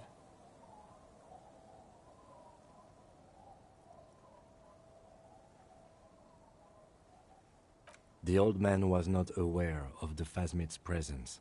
Exhibiting a strange, atypical dementia, he fell into a stupor after its appearance. He became near catatonic.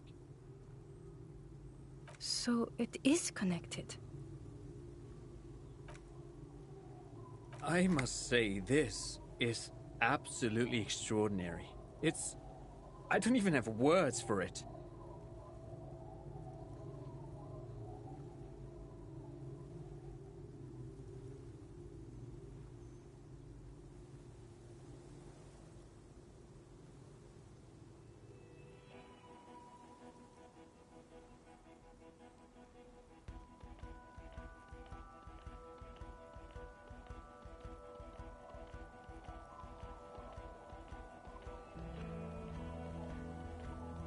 Yes, it really does make it hard to fire the drunk.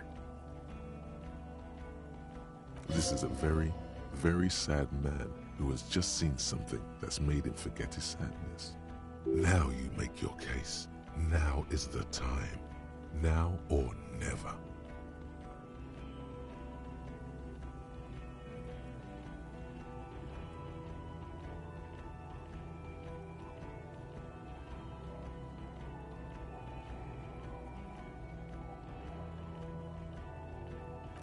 Yes. Fallen through a gap in a boardwalk.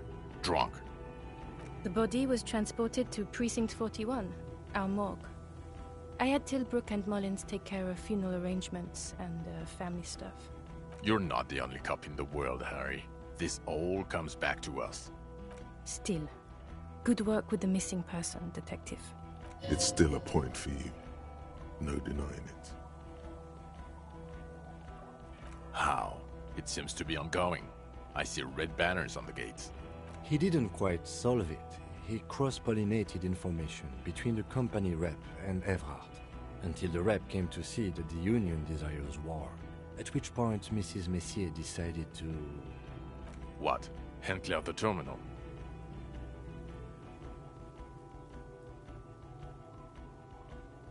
Sounds like you got played, Harry, because you were off your tits on Al Ghul.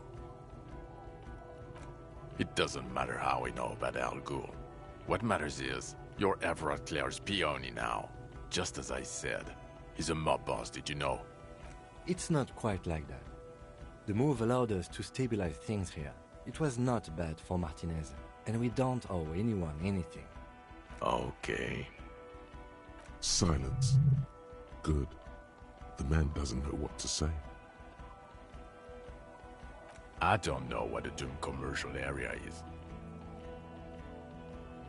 Why?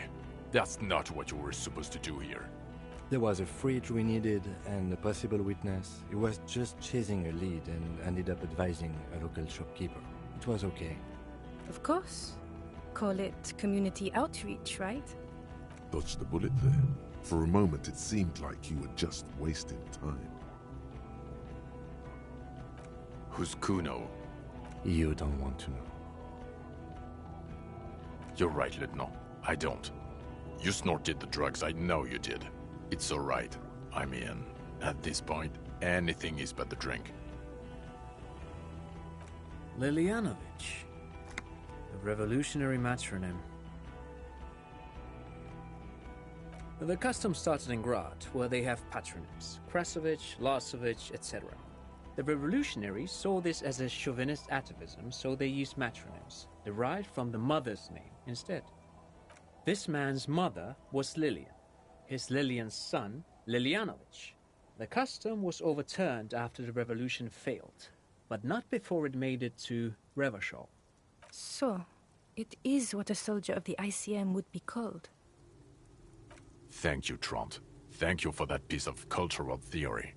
Of course, excuse me, I just thought it was noteworthy.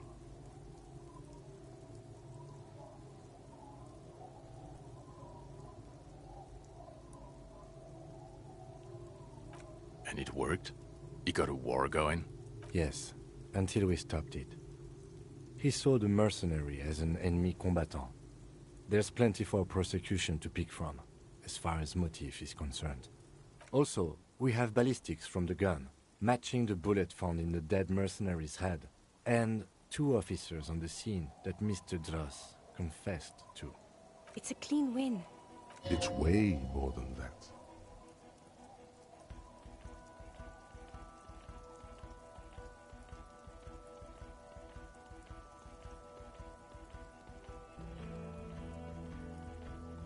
That's not how personal relationships work, Harry. You found a straggler, the first since the 30s, kudos. But that doesn't change anything. It doesn't hide the smell of booze on the wind either. God damn it. It is bad. Even you can smell it. Chin up. Keep focusing on the positives here. Female? What makes you think so? You had to see it. It had the subdued colors of a female. And the nesting behavior too, I think. Incredible. Were there eggs in the nest? Not as far as I could see. There were other things there, though.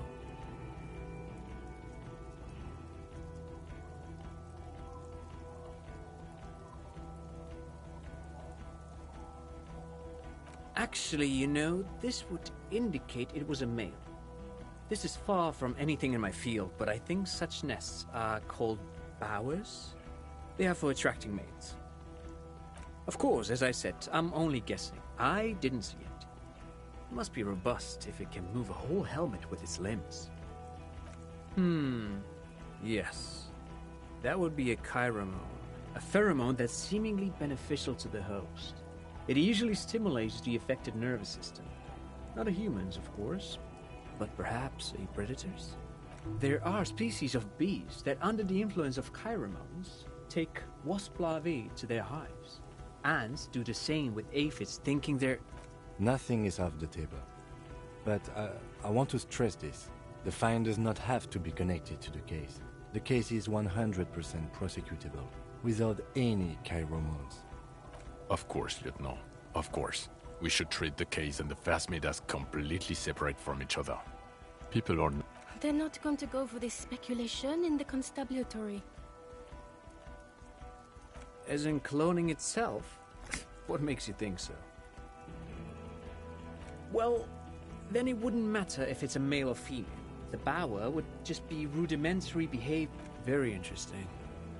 Such organisms are extremely vulnerable to disease. A single strain of bacteria... In his mind, he's already planning a nature reserve and knows a good guy for that. Like the cephalopods? Phasmids, I think, only have nerves in their heads and abdomens, though. There is a correlation between invertebrate size and intelligence. Was it... No, I wouldn't say it was...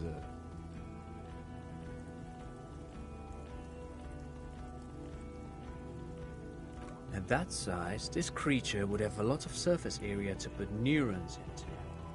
It's basic geometry. Yes, but also reed-colored, beige and brown, a little green on the outside. After unfolding from a single stalk, it still retained parts that looked like reed tufts on its limbs. Incredible. The PR value of this is exceptional. Carp discovers new species. Maybe even discovers the Insulindian phasmid. No, that's too much. This would really help with some of the problems we've been having.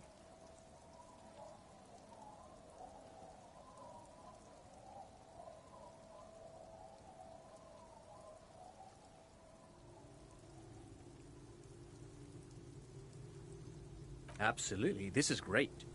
This does not say vigilante murderers to me at all. This says science, news, human interest.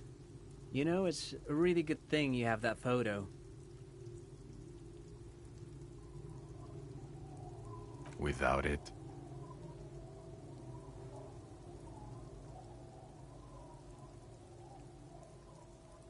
You're doing good here. Perhaps only for a moment, but still.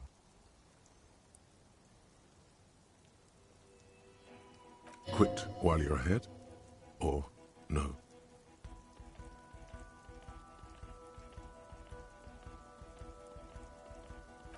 I don't want to, but you discovered a new species and solved the murder.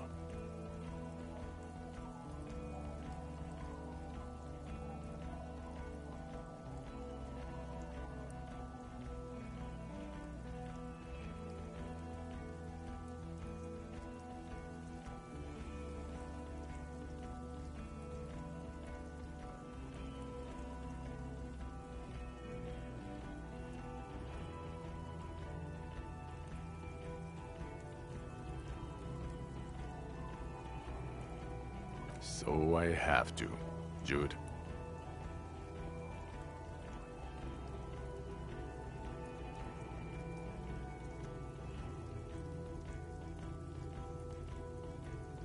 Honestly, anything that ends this trial is okay with me.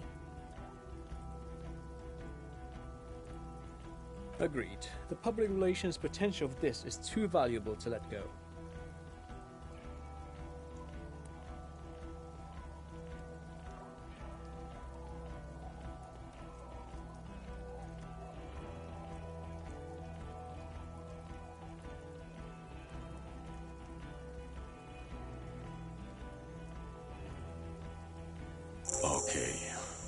We have vehicles in the square, and the perpetrator needs to be taken into custody. Let's go.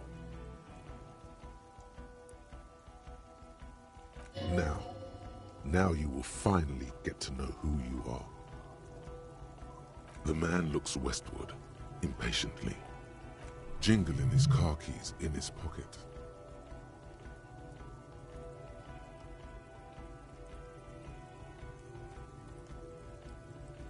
Who is Lena? Tabernacle? It's on the way over. Near where you live on Perdition. Fine, if we're gonna drop you off anyway. She and her husband were conducting the search for the Phasmid. It's their discovery, in part. They should know as soon as possible. It would do you good to deliver some positive news for a change. She is going to be over the moon. No. You're too unstable to work for a mob boss. You're suicidal, Harry. No mob boss would take you. I assure you, I wouldn't consult for a corrupt unit. I told you it's not that bad. Us? We're the bloody murder station, haven't you heard? We're the bad guys. No one likes us. That's not true. Jamrock is too big for one precinct. You are just understaffed, and everyone respects the 41st. You have Captain Price. Thank you, Lieutenant. You're being kind. It is an understaffed station and the district is too big, which is why we need to... Get back to it. We left Torsen and McLean to run the Sea Wing. It's not good. So he remembers that. Yes, there may have been a raid on some churches. It wasn't good press. Shooting up churches never is. I was out of town, to be clear. Our enemies were hiding in a church, to the best of our information. That's it. I'm not talking about this anymore. Your security clearance is shit tier right now. You have to wait for it to go up. He means it. The RCM and its enemies will not be discussed on this coast. Mac the Torso Torsen and Chester McLean. They're not fit to run a wing. Believe me. Things are shaky as it is. God. There are 4 wings, Harry. A, B, C, and D. We're in C. It's made of losers and clock punchers. You and I reconceptualized it as a task force. It was a mistake. There's also a lot of outside help involved, not only me. Other losers too.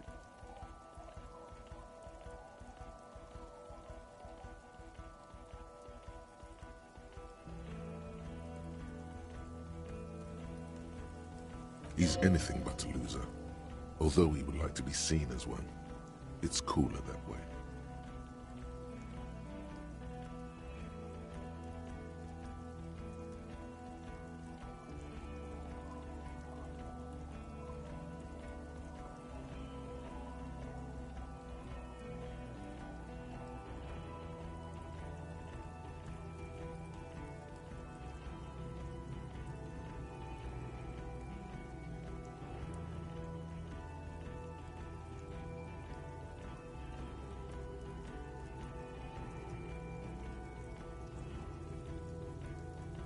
Ptolemy Price?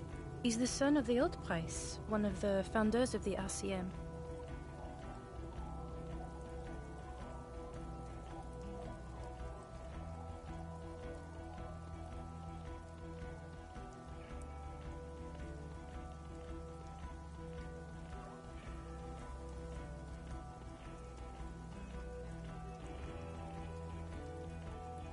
He's one of the most highly regarded men in the Force.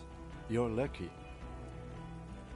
Somewhere under the curved roof of a former silk factory, shaped like a ladybird with 2 chimneys, Police Captain Ptolemy Price sits behind a heavy wooden desk. Resident medic Nix Gottlieb pours him coffee. It's silent in the captain's office.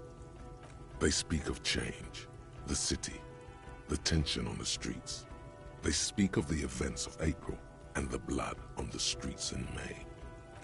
Okay, it's not the bloody murder station. It's an old converted silk mill with green desk lamps and a coffee corner. A lot of good people work there, hard, every day. Jamrock is the largest ghetto in Rivachol.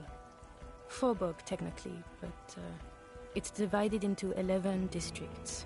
Jamrock only has us. The press will blow over. Jamrock is lucky to have you, and it's often considered to be the greatest of the districts. You're lucky to have it. Thank you again, Lieutenant. Well, first I will go back to my station and write the most detailed report anyone has ever seen. It will have to be good to cover all these. Then I will have a serious talk with my captain. Detective, we just stopped a small-scale war. Something is happening to Revachol. I don't know what yet, but it's going to be a hard spring for the RCM. We need to get ready, infiltrate, investigate. Distant traffic. A scrap of newspaper drifts by, carried by the wind. Talk to Captain Price? I'd rather not ruffle the feathers of two captains with my doom-mongering. Work with Price? I'm flattered, but I don't know if I... This truly came as a surprise to him. Not a bad one, but he's at a loss. Flattered? You're Lieutenant Kitsuragi. We would be flattered if you even considered. I would have to tie things up in GRIH first. But, I mean, whatever is coming, Jamrock will be more central to it than the harbor. And we also have a huge caseload, Lieutenant. Piles that we need to get back to. Mountains, even. I do like the sound of that. He's really considering it. Who are you? You're a gym teacher, Harry.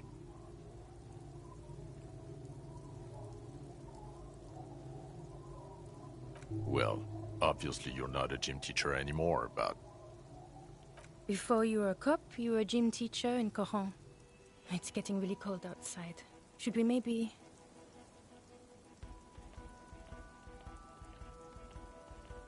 Harry, it explains everything. The running around, the jumping, the bicep girth, your inexplicable facial hair. The fact that you don't seem to know what homosexuality is, and how you're able to perform a 360-degree spin kick too. Also, this guy. Just everything about this guy. God, even this javelin-throwing freak here.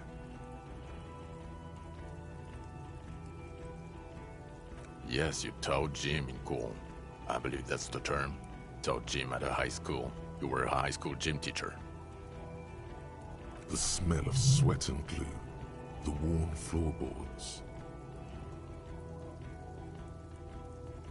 In your 20s or late 20s, you've really let yourself go since then. The regular. You found some chick. She inspired you to fight the big fight. Be more than you are. All that. You, every morning, walking from Voyager Road to teach gym. She, leaving for the academy with her spring coat on. The air filled with the smell of smoke and raspberries, and incredible hope. An ocean full of hope. I knew it. I knew no normal human being can run like that. He's an honest-to-God gym teacher. It's not a mystery. Some chick fucked you over. Also, you were drunk. You really went with it too. Really maximized the damage. Dora something. Dora Engelund. Yeah, you mentioned her name. Not Dora Dubois. Something like that. Half Vazan. No one is married anymore. This is Revachol. God, I don't know. 6 years ago, she was way before my time. 6 years and you haven't gotten over it. What the hell is wrong with you? Yeah, or 7. You're not doing too good there. It's an old man thing. 2 old years equals 1 normal year. That and Dora Engelund really tore you a new one. A big one. Incredibly bangable. She was incredibly fuckable. A beautiful bourgeois woman. Wayfish. Like a Welkin, basically. Heartbreak, Welkin. Pain, Welkin. I've only seen a picture, but it's obvious you formed a real spiritual connection with how pretty she was. One you never recuperated from. Look, the sun is about to go down. It's time to go. I think she taught in the Académie des Arts, east of the river. Way east. Hard to say which came first, the middle-class chick or the drink. Egg and the chicken kind of thing. My point is, you need to see a psychiatrist about this shit. Not a psychologist. Several degrees harder. Is there something harder than a psychiatrist? A forensic psychiatrist? Go talk to that. Good.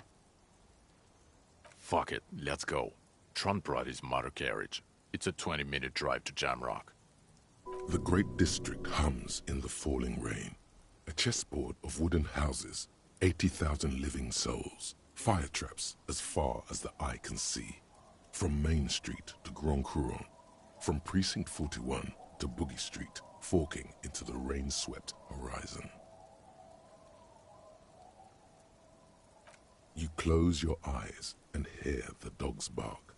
A lone woman sits by a factory window, dreaming of meteorite strikes. On Rue de Saint-Jérôme, a square bullet slides into a square-shaped chamber.